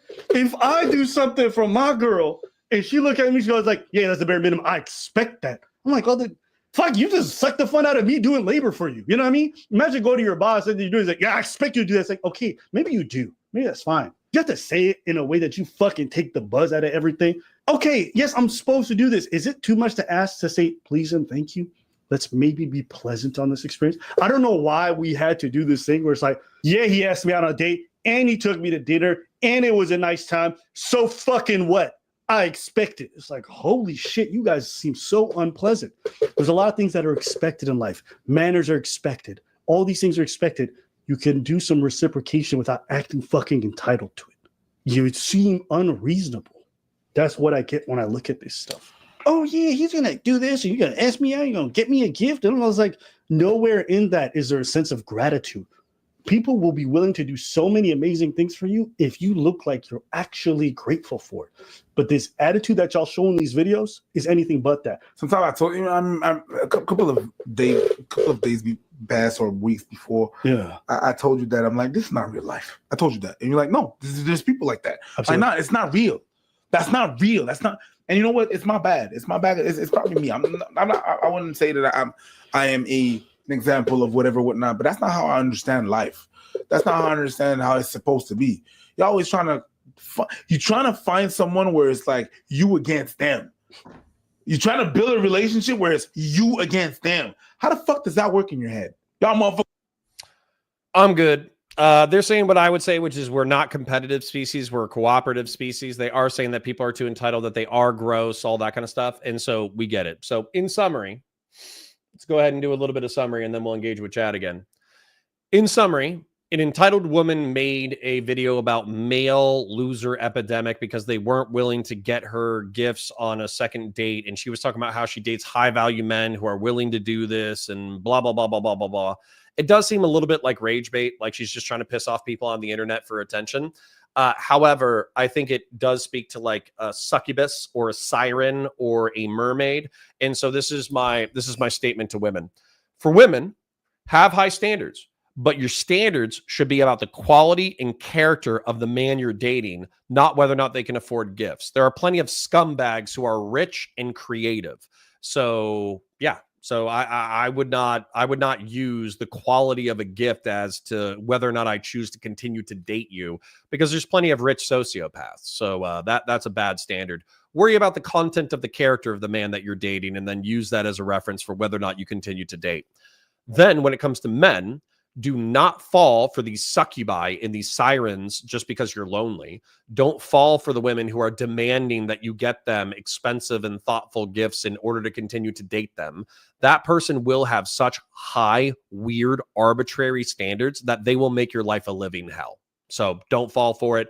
It's a siren song. It's a tale as old as time. Check it in with chat. Sacred Snow says, matter of fact, I'm going to move you all over here so I don't hurt my neck. Valor, did you get baited by Space Marine 2 into thinking it was a Death Watch story from the intro? No, I didn't think it was going to be Death Watch exclusive. Matthew Morton says, Connor, we playing. We all love you, Ninja. Well, thank you, Matthew. I appreciate it. Sorry for getting sensitive, but I wish I was rich enough in order to collect war memorabilia. And I do want to collect weapons that I turn into science fiction weapons that I then shoot on YouTube videos that then make hundreds of thousands of dollars. And then I want to sell those science fiction weapons to the general public, but I just don't have that kind of budget right now. Authentic cannons. Dude, I would love a cannon. Beef Supreme says, I need a grand. Me too. Sacred Snow says, Warhammer is closer to racism memorabilia than it is to war memorabilia. Abased. Dank Brandon. Sorry, I always mispronounce your name. That's what I was thinking. I have my stepdad's father's flag from World War II displayed behind him for my YouTube. Yeah, I have a flag that was displayed on some base. I have my bolter. I have my friend's law enforcement pistol that he gifted to me. I have my friend's watch. If you ever see my watch, that's actually a watch from an airman who deployed to Afghanistan, and he's smoked a few people, and he had a few people from his squad smoked.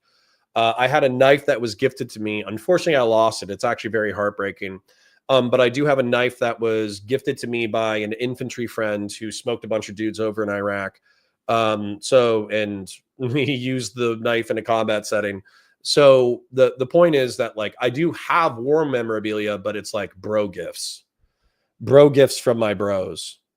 Matthew Morton says, you should have said you got them through 86ing MFers. Nah, I don't want to lie.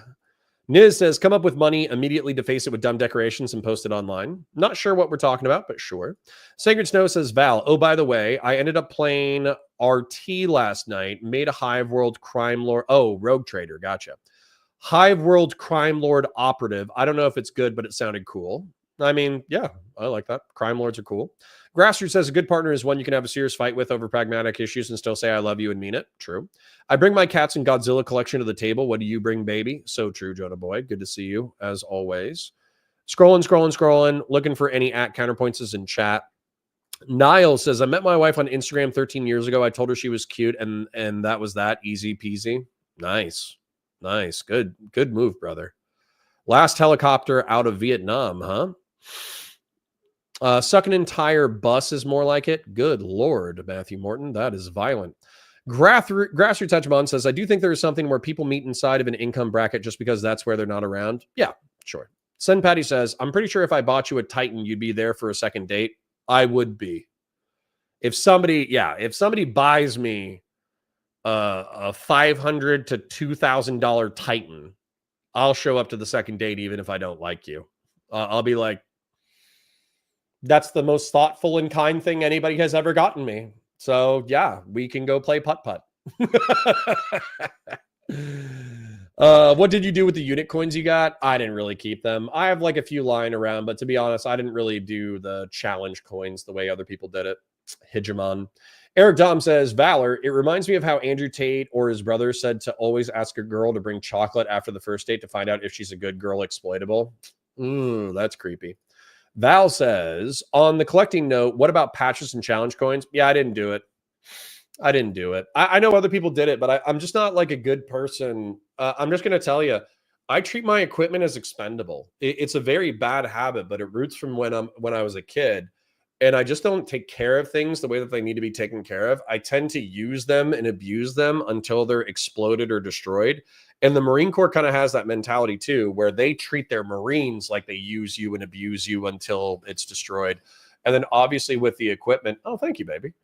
The equipment is similar, where Marines do pride themselves on taking care of their equipment because they do have it for generations, but they're not afraid to use it hard either. And so while I wasn't the most clean Marine on the planet, I really wasn't. I got in trouble several times for not being the most clean Marine. I was still way cleaner than most civilians. And then also, like, equipment is meant for hard use. And the Marine Corps carries that on as well as a tradition. Beef Supreme says, I would be your slave in a cage for a Titan. Pick me, pick me. Well, good. All right. Whoever said you would get me a Titan, contact Beef Supreme in chat. They are willing to be a slave. They're willing to be your Bonnie Blue. Niz says, I'm sending the Titan. Hop on Halo 3. Down. Online dating does not work for me. I only get likes from fat girls I don't want to date. Well, you know, maybe you should find a fat girl with a good looking face and you guys should go to the gym together for dates. Rude says, consciously testing your date, whether it's the first or 100th date, is psycho behavior. True. Did she bring you chocolate? My wife, interestingly enough, we probably knew that we were going to get together. She got me for Secret Santa, and I think she traded someone to be my Secret Santa. And if I remember correct, she got me like a bottle of rum because I did drink rum at the time. She got me a Battlestar Galactica book, and she got me something else. She got me like 2 or 3 nice gifts. And then for her birthday, her favorite candy is Sour Patch Kids. So I got her Sour Patch Kids and a bottle of tequila and some flowers. And I think we just knew from that point, like, you know, it's on. I always thought the military was more careful with their equipment than their soldiers. It's true. But they also use their equipment very hard. Like, you know, at least the Marine Corps does. I don't know if anybody else is ginger with their shit, but yeah. Niall says, yeah, I'm the same. I have an old Stanley hand planes from the mid-1800s that I used to like. They were meant to be used. Cool. I'd rather be the meanest Marine than the cleanest. True. I wasn't the meanest, but, you know, I was mean enough. All right. Anyways. I need to use the restroom again before we move into our next segment, but I know that you fine folks need to be entertained. So I don't want to leave you with nothing. So let's see if we can find something entertaining real quick. What is it? What's something? I think I'm going to leave you with like a YouTube short from my Counterpoints 40K channel, and I'm just going to let you... Oh, I know what I'm going to do. Counterpoints 40K, bolts for the bolter god. All right. This is talking about like weapons and collecting.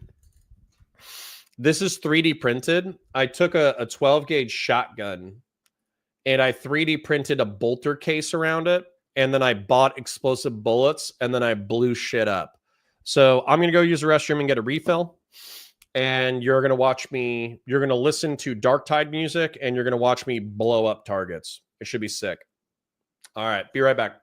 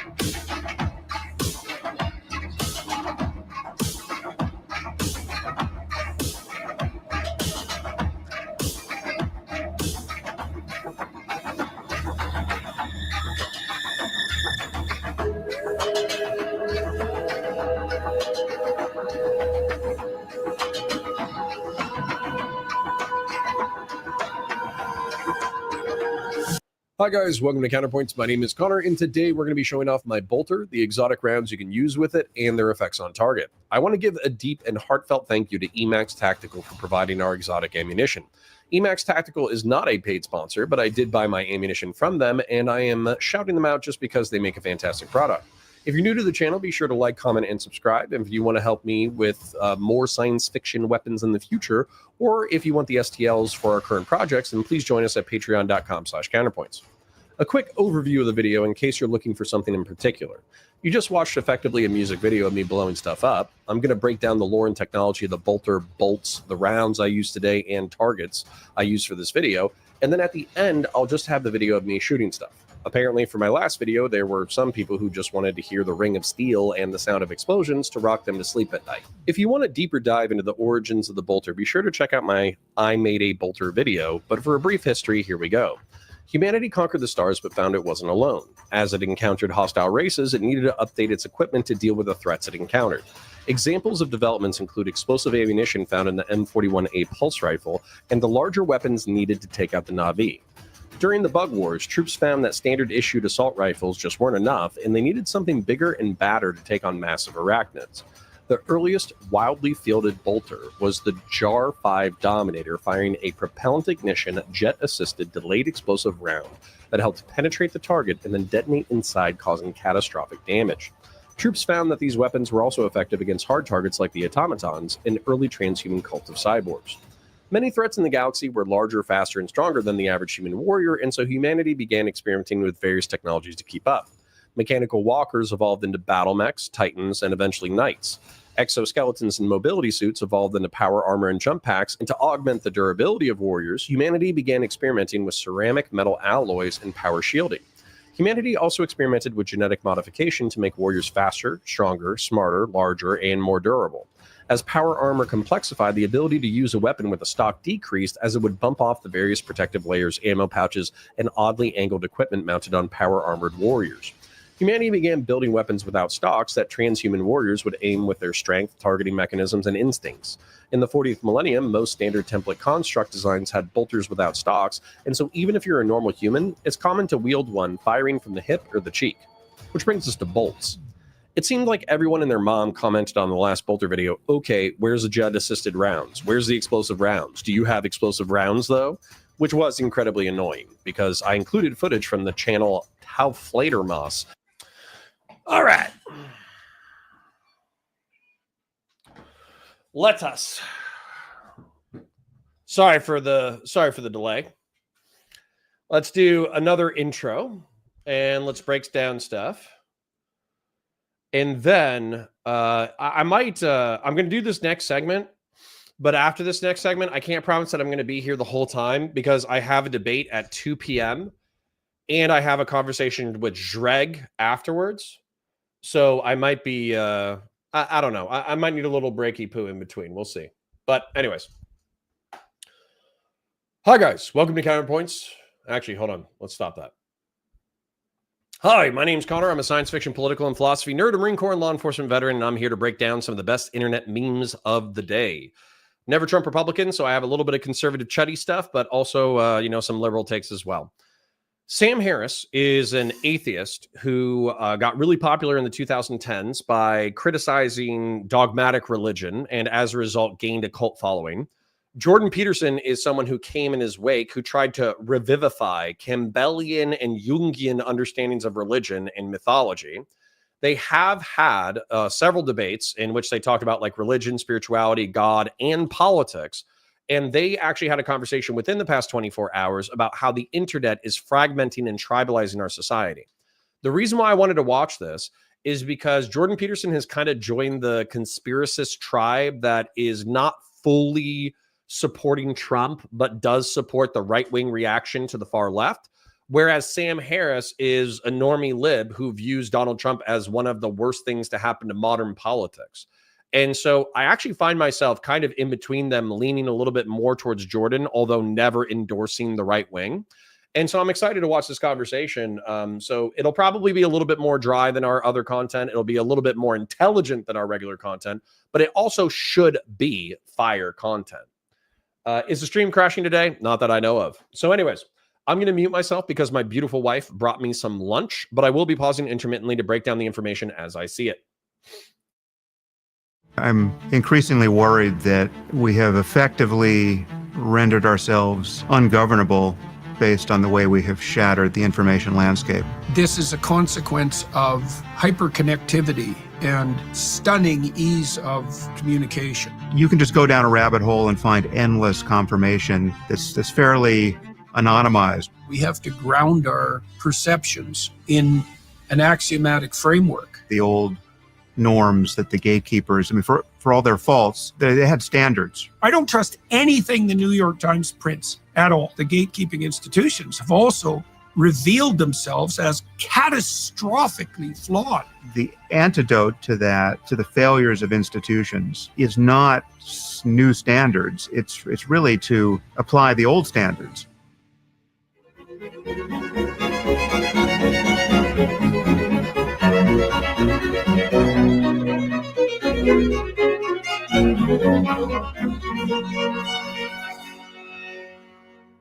I've spent a lot of time over the years speaking with Sam Harris.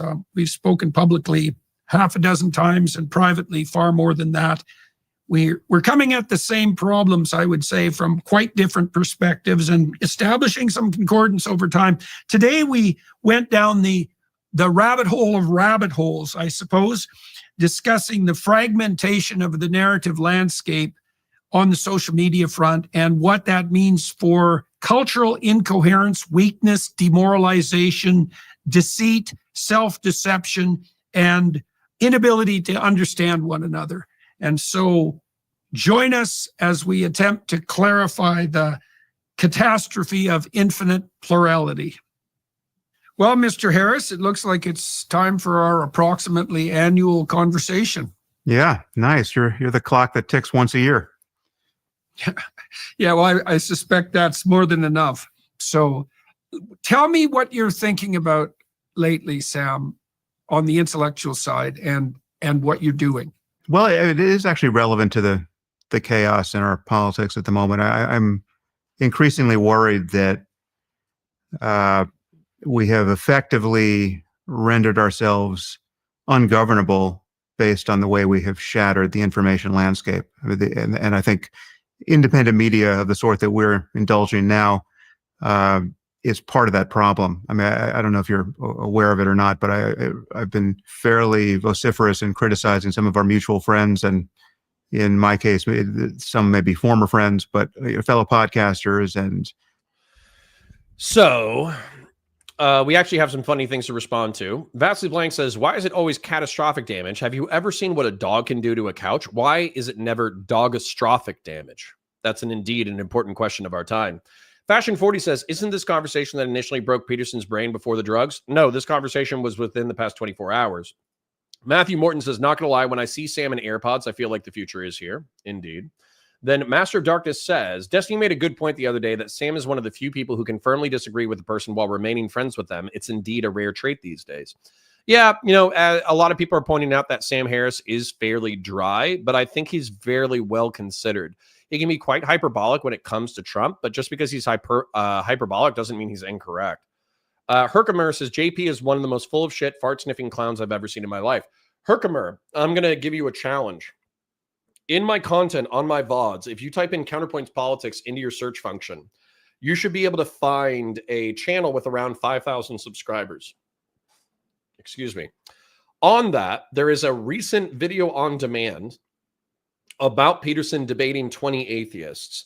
And I think I do a better job explaining his worldview than he himself does. And so while I know that you don't have infinite time, infinite resources, infinite money, infinite this or that, if so inclined, I would appreciate it if you watched that content and left me a comment if you still feel the same way about Jordan Peterson after the video as you do at the beginning. Marcius says, Peterson always looks like he's about to hysterically scream at you. Based, me too. Matthew Morton says, is that Sam's house? GD, that man got money. Dude, his mom wrote the Golden Girls. This guy became, and I'm not trying to hate because he actually is like a really thoughtful, well-considered, intelligent human being, but that dude had a mom who made tens of millions of dollars before he was the age of 20, and then he was able to build an independently successful public intellectual career. So yeah, this dude's got money. Hegemon says, Peterson, the definition of pontification, happens to the best of us. Herkimer says he baits with half of a podcast on YouTube and paywalls the rest, happens to the best of us. Niz says, wait, he wrote Golden Girls? My grandma loved that show. His mom wrote Golden Girls. Anyways, back to the content. People in independent media, and I just think they've been part of this shattering, and it's been fairly obvious, and the cases are different, but many people have been quite irresponsible in the way that they have platformed people uncritically and let them spread truly divisive and dangerous misinformation. I mean, I'm thinking especially of in the aftermath of October 7th and the global explosion of anti-Semitism. We've had some very big podcasts like Tukker's and Joe's platform Holocaust deniers and revisionists, and it's been quite insane out there. And it's just, I mean, that's just one piece of it. I mean, you can talk about COVID or Trump or Ukraine, or I mean, pick your ugly object out there. There's just a radical divergence of opinion into these echo chambers we built for ourselves, and it seems to be very difficult to cross political lines. I mean, it's somehow deeper than politics, actually. So anyway, I'm just increasingly worried about that, and I'm trying to hold up my side of the conversation in ways so as to cross those lines. But I'm just noticing that it's in many cases it's proving impossible. Yeah. Okay. Well, I am aware of that. It's actually part of the reason I thought it would be useful for us to talk today. So I want to think about how to respond to that to begin with. Well, I think the first thing that we should probably note is that this is a consequence of hyperconnectivity and stunning ease of communication, right? So, I mean, it's obviously the case that the landscapes of communication that once held us together, for better or worse, are now so multiplicitous that they're numberless. And so what does that mean? I think what it means in part, and this is where I think our conversation might get particularly interesting, is that we don't have a shared story anymore. And I think a culture is literally a shared story. And a story is a structure. This is, been part of our ongoing discussion for a very long period of time, right? The relationship between the perceptual framing that is constituted by a story and, let's say, the domain of objective facts, right? This is a very thorny problem. But it seems to me that you have a culture when people share the same story or the same stories. They have the same shared reference points. And with an infinite landscape of communication, that fragments indefinitely. And then no one, see, Sam, let me tell you. Herkimer says, Connor, like Trump, after watching probably hundreds of hours of JP lecturing, I've learned to read between the lines with him. He's a solutionless fascist apologist. I do not agree with that. And also, unfortunately, you're banned. I'm kidding. What I'll find, though, is that, no, stay, you idiot. My dog's trying to walk over my power cords again. The whatever fascist apologia that you engage with, in reference to Trump, I could understand that. If you're saying that he sweeps for the far right and he sweeps for Trump, therefore, and he ignores the political corporatism and flexible authoritarianism that has infected the right in order to continue to be nice to his fellow travelers, I would understand that as a line of argumentation. But if you're talking about like history or his analysis of mythology or Jungian, meta narratives or psychology, I don't agree. So you got me. Yeah. No, I'm obviously not going to ban you for a mild disagreement. I was just trying to fuck with you. So, anyways, conservative liberalism says, hear me out. What you need is another dog, and you need to train it to protect the power cords from the other dogs. I think that's a good plan.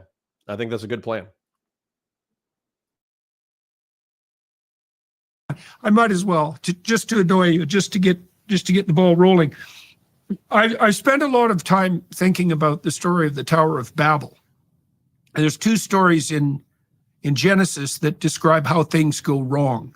And one story is the flood, and that's the consequence of absolute chaos bursting forth, essentially.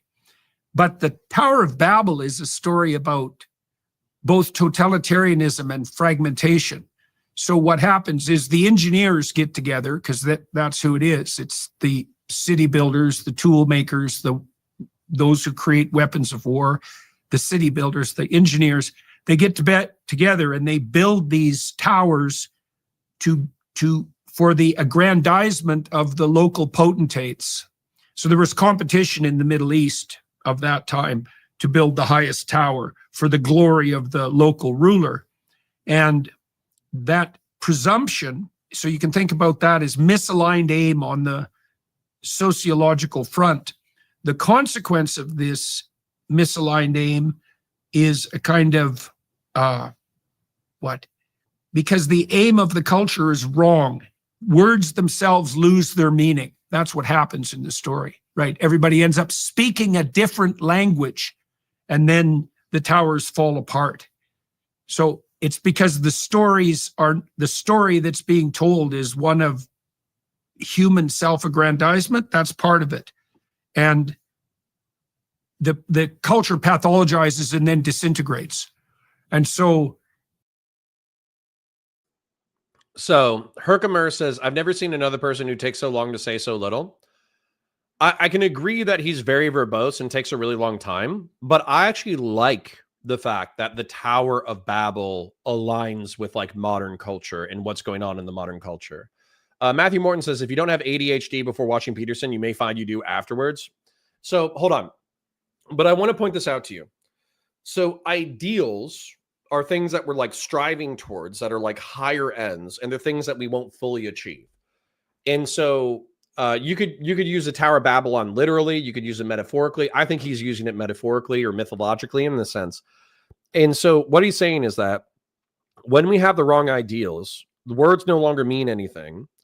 And as a result, we all like fall apart and fracture. That's what he's saying is the meta narrative of the Tower of Babel. And if you look at what's happening within our current culture, when you look at Vosh, or if you look at Tucker Carlson, or if you look at Nick Fuentes, or if you look at other people, a lot of people no longer hold truth as kind of like the ultimate arbiter of reality. They don't necessarily even believe in objective reality anymore. And so when there's no objective reality, when there's no common language, then what happens is everybody starts using private languages, and we do disintegrate, and we do become, excuse me, warring tribal groups. And that's kind of the status of what we're doing right now on the internet, is we are a series of warring tribal groups. It's unfortunate because I don't want to be a part of a warring tribal group. I want to be a part of America. I want to be a part of a union of states in the continent of the Americas with a propositional government that has maximal liberty for its citizens, that has within built to it the capacity for reform. That's what I like. And yet I find myself within a culture that supposedly supports that, fighting with authoritarian left-wing freaks that want to burn down the entire system, and then authoritarian right-wing freaks who want to burn down the entire system. And unfortunately, the right-wing freaks are winning right now. It's crazy. Like a decade or two ago, this wouldn't have been possible. And yet now it is. So I don't know what to do about that except for fight within my limited tribal network, which seems to be liberals and conservatarians. Those seem to be the only people with whom I have any amount of like tribal alignment with. My tribe has been destroyed. It's been skinned and eviscerated. It no longer has principles. It's crazy. It's crazy watching your own political national tribe disintegrate and then not knowing what to do next. It's terrifying. Conservative liberalism, I think he's pretty talented at connecting the dots. Yeah, sometimes he just takes a while to do it, which isn't really that much of a criticism. Niz says, there'll be plenty of people who appeal to truth solely as a form of authority in a discussion without it being confirmed. Agreed. Truth is a double-edged sword. Sapient Green says, do people like Tucker Carlson not believe in truth, or are they willing disregarding the truth for their own benefit? I think it's the latter, Sapient Green. I think it's the latter. I think I have seen him propagandize enough that I am comfortable saying that he will tell a lie if it's convenient for his political ambitions. Eric Dom says, I think part of why Peterson is difficult to get through sometimes is because most people use common narratives to illustrate concepts while he overuses them. Agreed. I don't think he needed to launch into a 3-minute description of the Tower of Babel in order to communicate the same point. I think he could have said, this entire conversation reminds me of the Tower of Babel, where if a society has the incorrect ideas, then it will disintegrate and there will be different languages that form and society will splinter. I said it in 20 seconds. He said it in 4 minutes. Randy Chang says, I feel like Tucker's dealing with a lot of trauma as someone who used to watch his show for quite a lot and can't stand post-Fox. I wouldn't be surprised by that either. Matthew says, and here I am in the middle just wanting to watch something burn. Well, good news is it's coming down the pipe. Val says, I don't personally like Peterson. Every once in a while, he'll make a good point.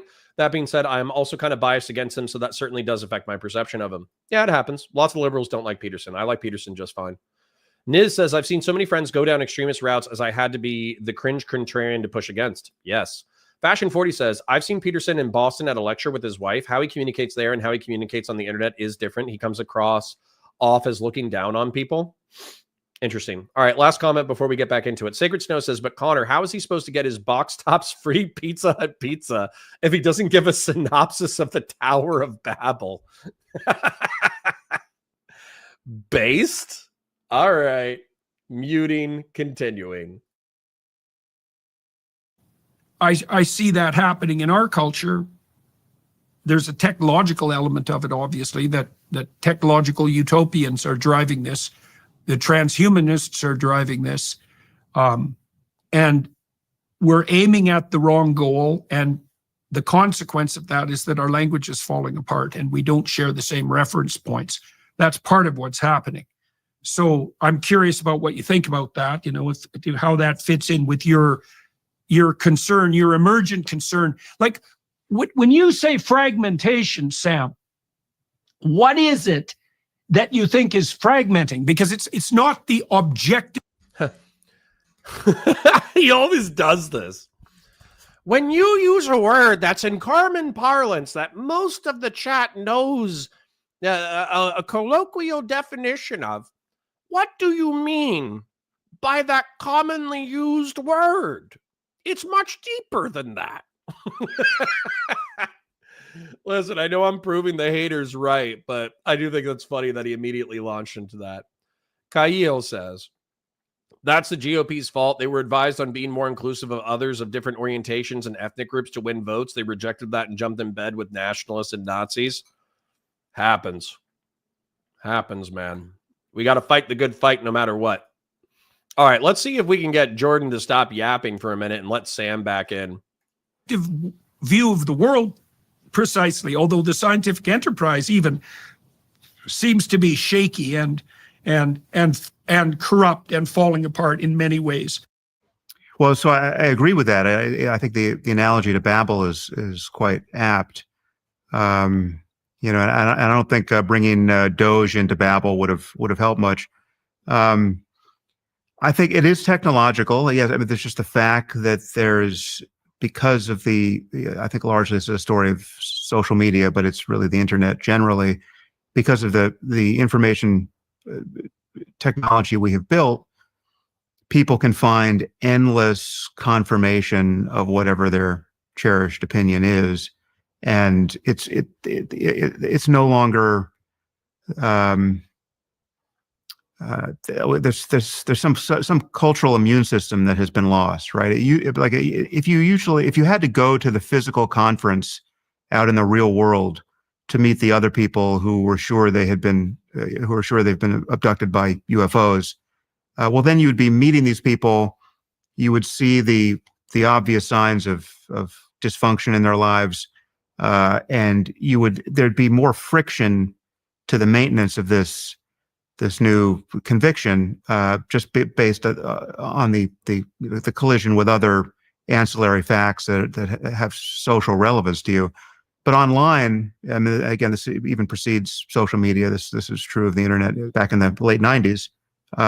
You can just go down a rabbit hole and find endless confirmation that's fairly anonymized, right? You know, the 20-minute documentary that blew your mind and convinced you that the World Trade Center towers were brought down by the Bush administration. You didn't know that was made by some 18-year-old in his mother's basement, and you didn't have to know that. You were just looking at the product online. But if you had to meet this person, all of a sudden you'd realize that this is the maintenance of this fiction becomes quite a bit harder. I love that he just went like, source? This is, dude, I have to soy again. I have to go, source? And listen, he's right. I'm not saying he's not right. I'm just saying it's funny watching him do that because it is obviously, you know, we're in the politics of the Giga Chad. It's not enough. Excuse me. It's not enough to be factually correct. You also have to be confident that you are correct and charismatic enough to communicate your message. It's not enough to be right. Matthew Morton says, not going to lie, I'd be hyped to have a granddad like Peterson. Me too. Herkimer says, I just never thought I'd live to see the day that conservatives would be so easily manipulated into cucking for Russia. Listen, man, I spent my entire youth because like liberal and Democrat is pretty normal where I'm at, right? Liberal Democrats are pretty normal in cosmopolitan, suburbanite Florida. And I think there's also, even with conservatives, when you're young, there's a tendency to be more liberal or tend towards the Democratic Party amongst young people. And so when I was in high school and middle school, I had to fight people and be like, listen, you're talking about a stereotype of Republicans. You're talking about a Republican Party that I don't even recognize. You're talking about stereotypes about Republicans that I don't meet on a day-to-day basis, because I knew my parents, my extended family that was Republican. I knew other people's families that were like well-to-do, thoughtful, insightful, economically literate, historically literate, intelligent people. And so as a result, I was like, that's not the Republican Party I know. Well, it turns out at least half of the party are the kind of Republicans that people were talking shit about when I was a kid. And then another quarter of the party is willing to go along with that half of the party as long as they get more power and more money. So it's actually very disappointing that 3/4 of the Republican Party are either not what I wanted them to be, I guess is the most polite way to put it. And then another quarter of the party are people who will go along to get along as long as it enriches them or gives them more power. Very sad. Randy Chang says, not a bad impression. Thanks, King. Jonah Boy says, to be fair, you have to be high IQ to understand Rick and Morty. I mean, Jordan Peterson. Biggin Gaming says, hearing more about the Israel attack is insane. Mossad smuggling weapons into Iran, claims of drones smuggled in to launch at missile launchers on the ground. Dude, leave it to the Jews. They're smart as shit. That's like the one thing, man. Like, even if you wanted to go toe-to-toe against Israel, they're not going to take that shit lying down. They will smoke every part of your command infrastructure, and they will destroy all of your weapons of mass destruction before you even blink. So yeah, don't fuck with Jews. They're like too smart to turn into enemies. Don't make Israel your enemy. Don't make Jews your enemy. They will fuck your shit up. Speaking of which, Kyle says, that's what happens when a party becomes so afraid of never getting elected again that they throw away all their principles in exchange for power, unironically. Kingslayer Damocles says, to be fair, people use words in weird ways, though. Like cops use suicide and homicide interchangeably when they talk about shooting people. Cops be like, I shot him, but he committed suicide. Well, no, that's death by cop, right? So there are people who will, it's obviously a homicide because the cop killed the guy, right? But there will be people who will grab a butter knife and charge a cop, and then they'll get killed. And so that's death by cop, which is actually, I had a friend. I think I had one friend who actually killed a guy through death by cop. And then I had another friend who almost killed a guy through death by cop. It's like common. Sapien says, I don't think I agree with the first part of Sam's take. I think there are plenty of examples of social subgroups that have met in real life and just found the niche, furries, etc. Yeah, but Sapien Green, what he's saying is that if you're a well-regulated, sane human being in reference to furries, then you would realize that so many of them are socially dysfunctional that you no longer want to be a part of the group. So you might be a little bit crazy.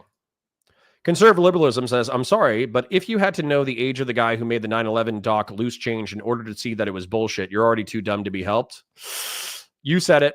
I thought it, but you said it. Randy Chang says, which Warhammer faction would Sam Harris play as? Oh my God. Tau, or he would be a very boring part of the Inquisition. He would be the most boring part of the Inquisition, or he would be like a Tau watercast diplomat. Jesse Spence says, you have to have the vibe of being right. It's true. All right. Anyways, back to the content. So we're living now, I think, in the second generation of that moment where it really is bottomless. I mean, the ocean of misinformation and half-truth and misunderstanding is bottomless. And the tools we have built to rectify misunderstandings and to spot lies and to be better truth seekers are there, but they have been in some sense this is asymmetric warfare. They're no match for the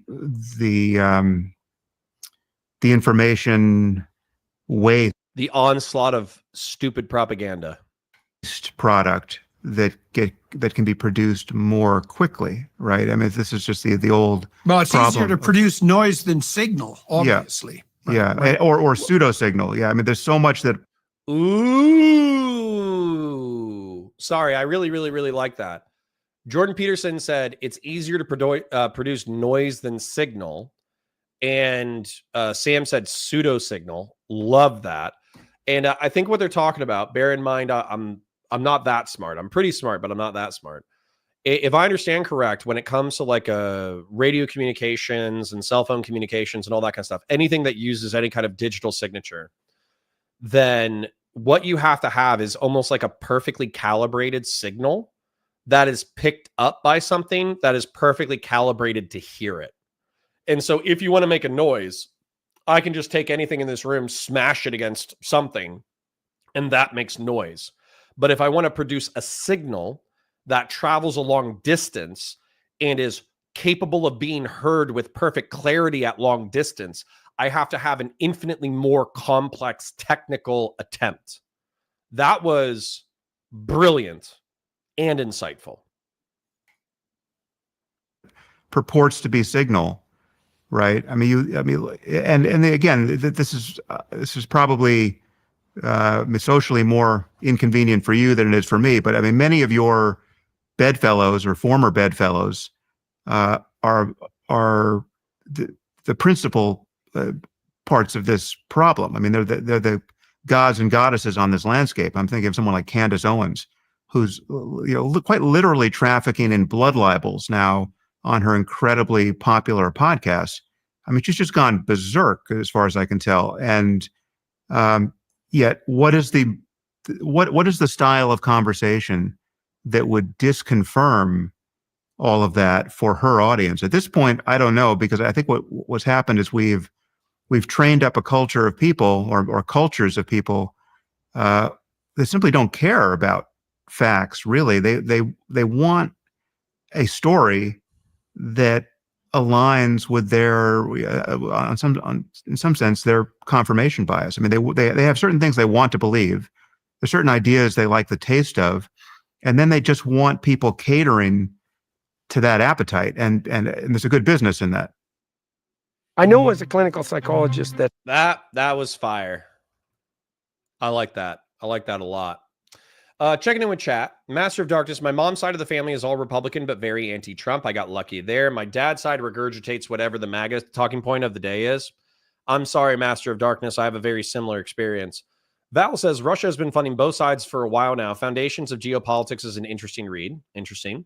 Dank Brandon says, Connor, here you go. Look at this real quick. But then I don't see a link because I don't think you can post links in my chat. There was a suicide by cop recently in my city where a dude pointed a toy gun to look real and pointed it at a cop. Yep.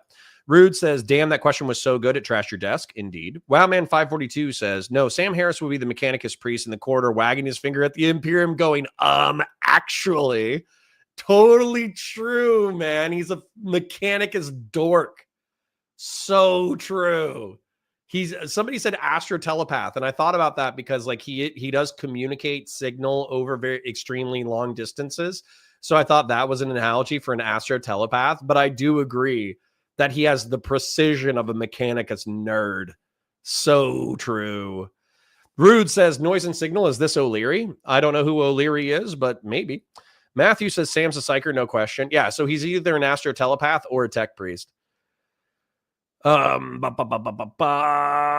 Conserve liberalism says pseudo signal really is a great phrase. Disinformation, intentional or not. Yes. Frequency. Yes. Pachydermis absurdus says the problem was never with Russia, but with the Soviet Union. Of course, the right is going to be comfortable with Putin's right-wing authoritarian. They buddied with right-wing authoritarians throughout the Cold War.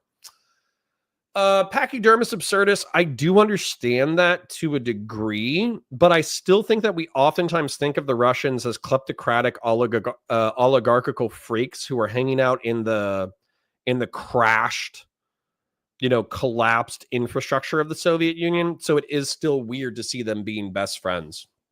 I know what you're saying. I understand it. It still boggles the mind sometimes. Cab Batasui says, don't worry, Connor. The other 70% of normal conservatives just don't engage in politics daily or watch Fox News for 6 hours a day. Well, they need to so they can fight all the schizos.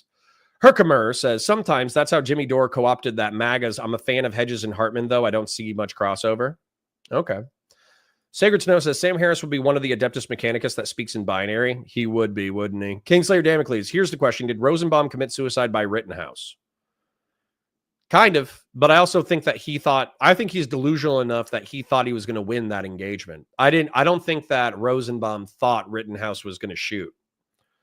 Rude says, Kevin O'Leary was saying Elon Musk is no noise, pure signal in that interview yesterday or the day before I get. That's hilarious.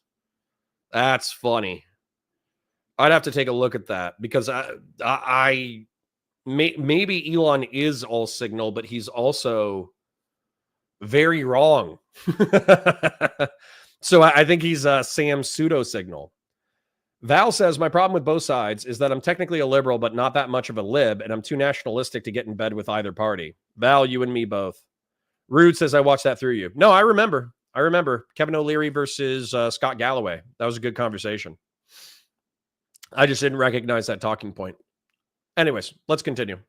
I think is the consequence of the fact that we have to ground our perceptions in an axiomatic framework. And this has been my concern with the primacy of the story right from the beginning. And I think the deeper question is, is there some necessary structure to that fundamental axiomatic framework? The postmodernist claim was that the fundamental postmodernist claim is that there is no uniting meta-narrative, right? We live in the postmodern world now. The postmodern world is a place of local truths. And the French intellectuals, they not only decided that was necessary and an improvement. And now we see the consequences of that. We're in a landscape of infinite narratives. And the question is, how do you define a rank order of narratives such that some are valid and some are invalid? The idea of misinformation is obviously predicated on the notion that certain narratives are invalid. And that seems self-evident to me. I wouldn't exactly call myself a fan of the direction that Candace Owens has decided to walk down, but I'm not going to say anything more about her.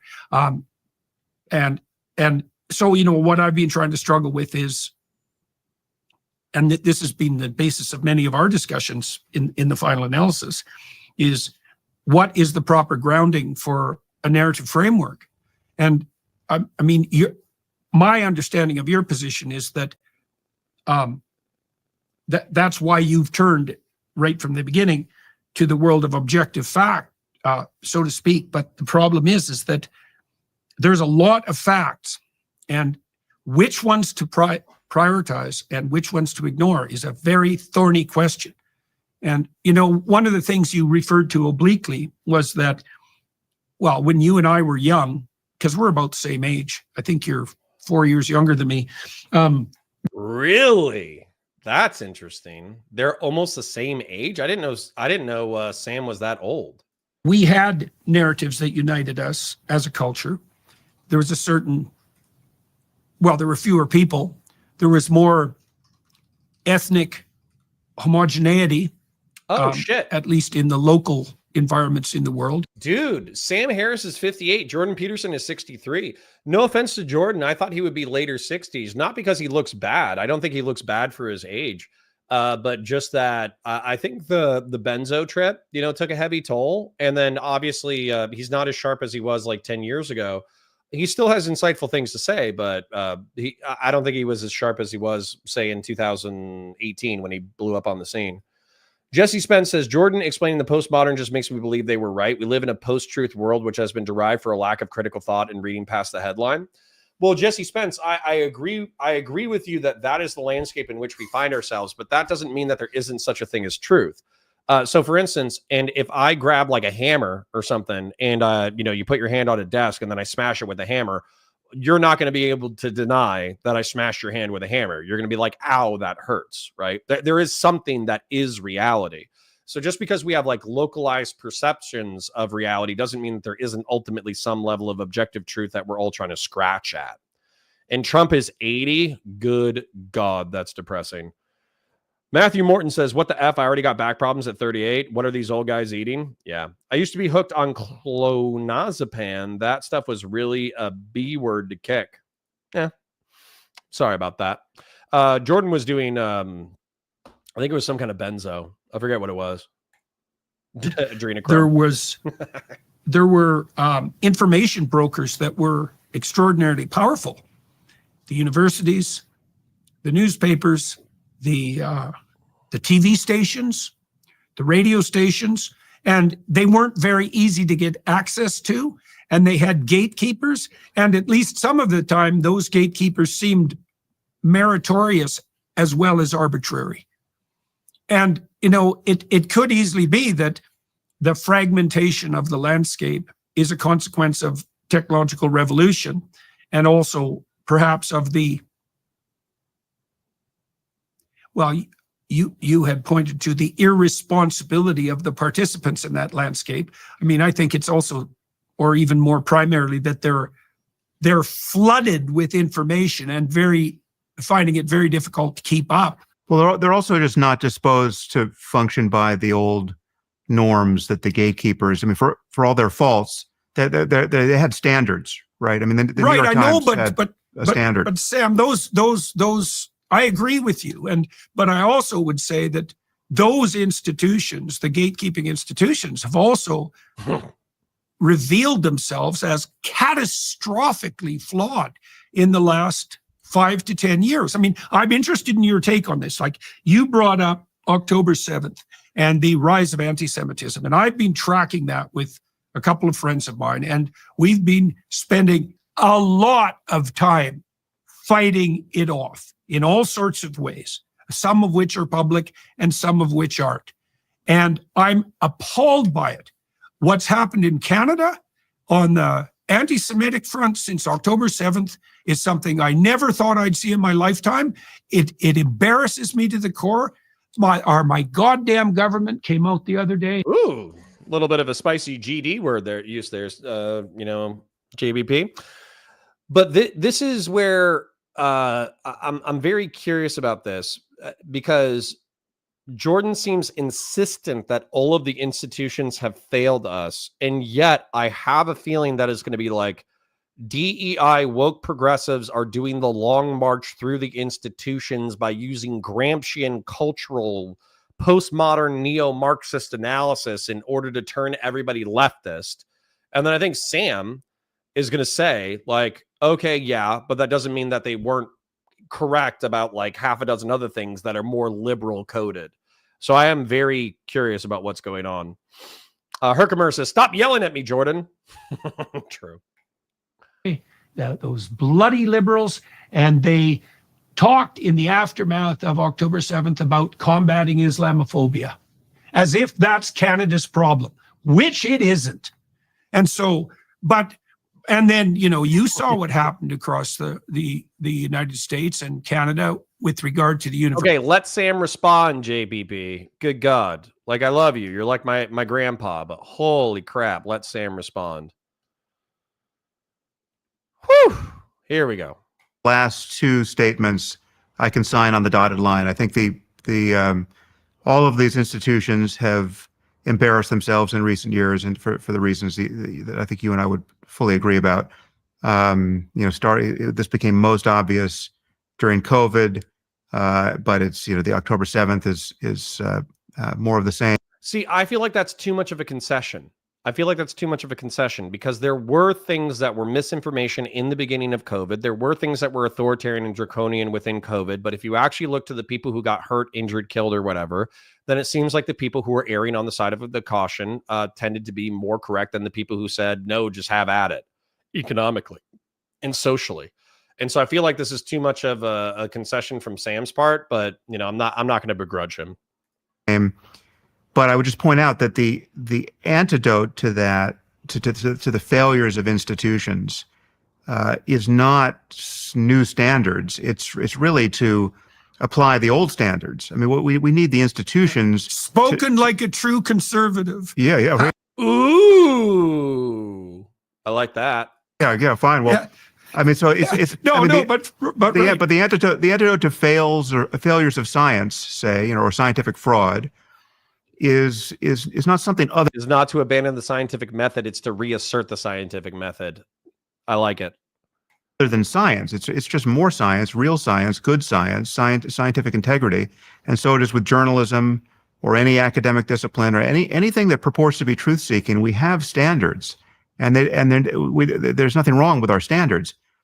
What's dangerous about the current information landscape, where we have just this contrarian universe where anything that is outside the institutions is considered to have some kind of primacy, right? Where everyone is kind of a citizen journalist, a citizen scientist, where you just kind of flip the mics on and talk for 4 hours, and that's good enough.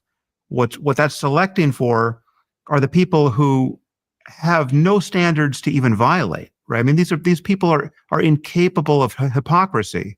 I mean, the one thing that's good about the New York Times and Harvard and any other institution you would point to that has obvious egg on its face at the moment is that at a minimum they're capable of being shamed by their own hypocrisy. And the people who aren't in I would agree with you that there's been some institutional capture where we have people in those institutions who just shouldn't be there, right? But we would make that judgment again by reference to these old standards of academic or journalistic integrity. But Candace Owens just doesn't have that, right? And I'm sorry to beat up on her exclusively. I can move to other names if you want, but I mean she's no, it's not principal offender. The reason that I'm not inclined to discuss her isn't because I agree with what she's doing. It's because I think the best way to deal with what she's doing is not to discuss. Notice her. Okay. Dude, did you see this facial expression? Holy smackaroles. Dude, look at this facial expression. It's actually bananas. The reason that I'm not inclined to discuss her isn't because I agree with what she's doing. It's because I think the best way to... Bro, this is not going to be good in his 80s, man. In Jordan's 80s, he is going to be a very angry dude at the retirement home. Deal with what she's doing is not to discuss. Notice her. Okay. All right. So, anyways, let's go full screen because we actually have a full afternoon. Okay. I get it. It's a little bit slower. Sam is drier. JBP is not everybody's cup of tea. He's very long winded, et cetera, et cetera. Other people are going live, but that's okay because this is actually going to help me out a little bit. So, let's just wrap that up real quick. So, we really only got into the preliminaries of the conversation. However, I do think it's good that Jordan Peterson, I would view as like the conservatarian right, that I would actually be, while he has played fast and loose and been fellow travelers with scumbags, he doesn't have to be that way forever. And so as long as he recognizes what's going wrong with the right is some of the things that he was calling out on the left, I would say that's a start. When it comes to Sam, I'm actually really thankful for Sam Harris being willing to engage with Jordan Peterson still, and being willing to have like actual interesting conversations because he still views Jordan Peterson, flawed as he is, as like ultimately a truth seeker. So that amount of charity from Sam Harris is actually deeply appreciated. When it comes to the fracturing of reality, this is just something that we're going to have to deal with and figure out. And when it comes to one of the most interesting points that I think was brought up so far is that Sam Harris says that it's not coming up with new standards. It's holding people to old standards. And I kind of like that. That kind of speaks to my Burkean, my Burkean conservative instincts. But what I'm going to do right now is I'm going to read chat. Okay. I'm going to check in with chat. I'm going to check all your questions, do at Counterpoints or at Valor Media Network in the chat. Then I'm supposed to be back in 45 minutes for a debate. And so I kind of want to loosen up, do a little bit of preliminary research. It's going to be live on a channel called Break the Rules. I'm going to try to find it real quick and post it in chat. But I'll be live on there from like 2 to 3 approximately. And then, what is it? Break the Rules. Excuse me. He doesn't have really good SEO. But basically, if you want to catch me debating a pretty far right fringeoid, the title of the debate is Immigration as the Fifth Column, which is actually really in Norse mythology an interesting beginning of I don't know, not a presupposition, but it's an interesting starting point. So I'm going to share this in chat.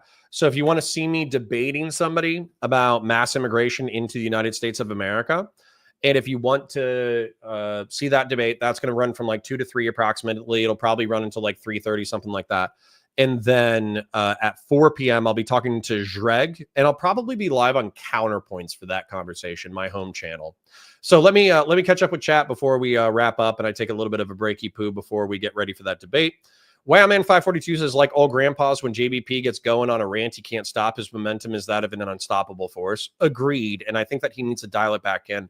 If he focused more on, he doesn't need to be concise because he's already a multimillionaire based off of speaking and writing books. However, I think that if he wanted to be more effective with the newer generations, which should be one of his goals, then he should work on being precise and concise and also remembering his biblical mythological stories and what they represent, so he doesn't have to rehash them in a 7-minute rant every time he thinks about one. Sacred Snow says, JBP was meant to be a professor. Dude can monologue with the best of them. Too bad he had to break his brain and get fired. Yep.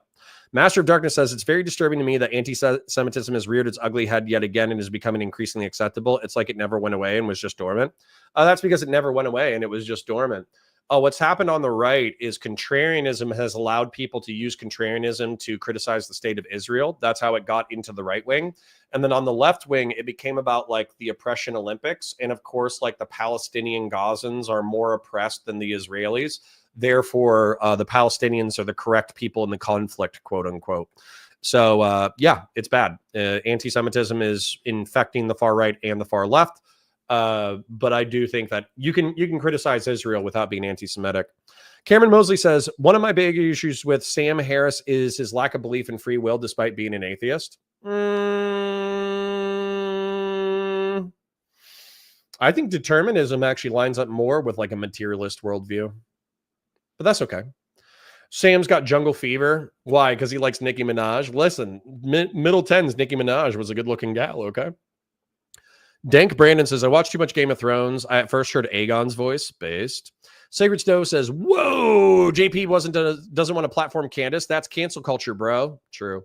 Christian would say, would Jordan have the same opinion if it was anti-Semitic leftist? Yeah, probably a negative. Yeah, he hates anti-Semitic leftists. He hates leftists in general. Rude says, that reminds me of the Let a Thousand Blossoms Bloom video. Interesting. LB says, F Candace Owens. She's a disgusting propagandist who now doesn't think dinosaurs existed. Yes, she's a contrarian idiot. Jesse Spence says, I have a feeling they are talking about the difference of opinion, news versus news from before fairness doctrine was revoked. I told my dad about that, Jesse Spence, the other day, where I was like, hey, listen, you grew up in a completely different media landscape in which there was at least a tepid allegiance to objective reality. LB says, 1 HP for JP not liking Candace Owens. Sun Patty says, JP Sam Harris is a good convo. Glad we got to watch a little bit of it. Yeah, I engage with it. I just don't, I think it's too, a lot of my viewers, no offense to anybody here, we peaked out at 120 and now we're down to 60. Now that is because a whole bunch of people have gone live. It is Friday. Lots of people are doing lots of crazy shit. And then also this was more of like a dry, intelligent conversation. Whereas I think a lot of my most popular content is drama that I jam smart shit into. And so like people who love drama, they make the mistake of watching drama. And then I accidentally jam intelligent ideas into the drama. Wow, man, 542 says, JBP in a nursing home. Okay, Jordan, time for your meds. Get those postmodern neo-Marxist pills away from me. I will not submit to your post-truth medical hegemony. I have no idea what that accent was, but I tried. Sabian Green says, reminder that you only did 25 of the 100 squats you planned for the other day. My legs are ripped to shit. I do leg extensions with a 25-pound bell using the skate boot effectively. It's called a monkey foot. And so I did, 30 leg extensions with a 25-pound weight. And then I did butt curls. So basically hamstring curls with only like a 10-pound weight, because I find that my hamstrings are actually pretty weak. So I want to work them up so I can maintain good form. But when I did the 25 squats, dude, I know it's silly. I know that's bear in mind, I'm an old man. Just that workout, my thighs are shredded right now. Fifth column, Michael Moynihan, probably. Matthew Morton says, lol, y'all, yeah, that wasn't his fault, but how can any father be okay with that? Not sure who we're talking about, but okay. Also, don't do hardcore drugs are not good for your brain. Indeed. Kyle says, when is the debate? In 35 minutes. Christian Blair says, don't know the dude you're debating, JJ Carroll, but I'll give it to Lev to find a usually good photo of you. Yeah, he did find a good photo of me. I'm still here, but busy. No problem, Dr. Zayas. It's all good. Simpati says it's good trash like reality TV. True. Cameron Mosley says, I like dry, though. Well, there's dozens of you still, but, we got to put the smart stuff in with the drama. Hookamur1 says, I found you through your debate with Tiny the other day. The algorithm did the rest. I've subbed to this and your other channel. Very based. Wowman542 says, what are your thoughts on Bo, the fifth column? He can be good some of the time. Obviously, I have concerns about him doing human trafficking, in his youth. But, there, but for the grace of God, go I. Maybe if I was in the 2000s, I think he's talked about how he was a government contractor. Maybe if I was a shady government contractor doing shady things for the federal government, and then I figured out that I could human traffic a bunch of people in for slave wages in the hotel industry and then make tons of money off of that, maybe I would do that. I have no idea. Maybe I would be like, yeah, they're going to make tons of money. It's very good. We're there, dude, says Keel, butthead. All right. I parasocially love the dozens of you who have chosen to hang out with me. I will be live again in 35 minutes on the Break the Rules channel. If you want to see me, then go to Break the Rules. I will be probably live on Counterpoints at 4 p.m. with Zhreg, which should be an interesting conversation. So either way, we still have tons of content left, a few hours of content, but it is going to be in different places. It's going to be on Break the Rules first, which the link was posted in chat. If not, type Break the Rules common spelling podcast into your YouTube search bar. You should be able to find it. And then not alternatively, but make sure your notifications are on for the Counterpoints Politics channel, and basically just have them on because I'll be talking to Zhreg later in the day. So parasocial love to you and yours. Hegemon, Jonah Boy, Val, Grassroots. When is Yarvin 3 Electric Boogaloo? I asked Lev to set up another Yarvin conversation. I haven't heard back yet. Put a link, you goober. Fine. I thought I already did, LB, but here you go. Because I want to see you verbally harassing people in chat. All right. Christian Blair says, have a good day, Connor. In chat, see you next time. You won't like break the rules chatters. Lol. True. All right. Parasocial love. Bye. See you in a minute.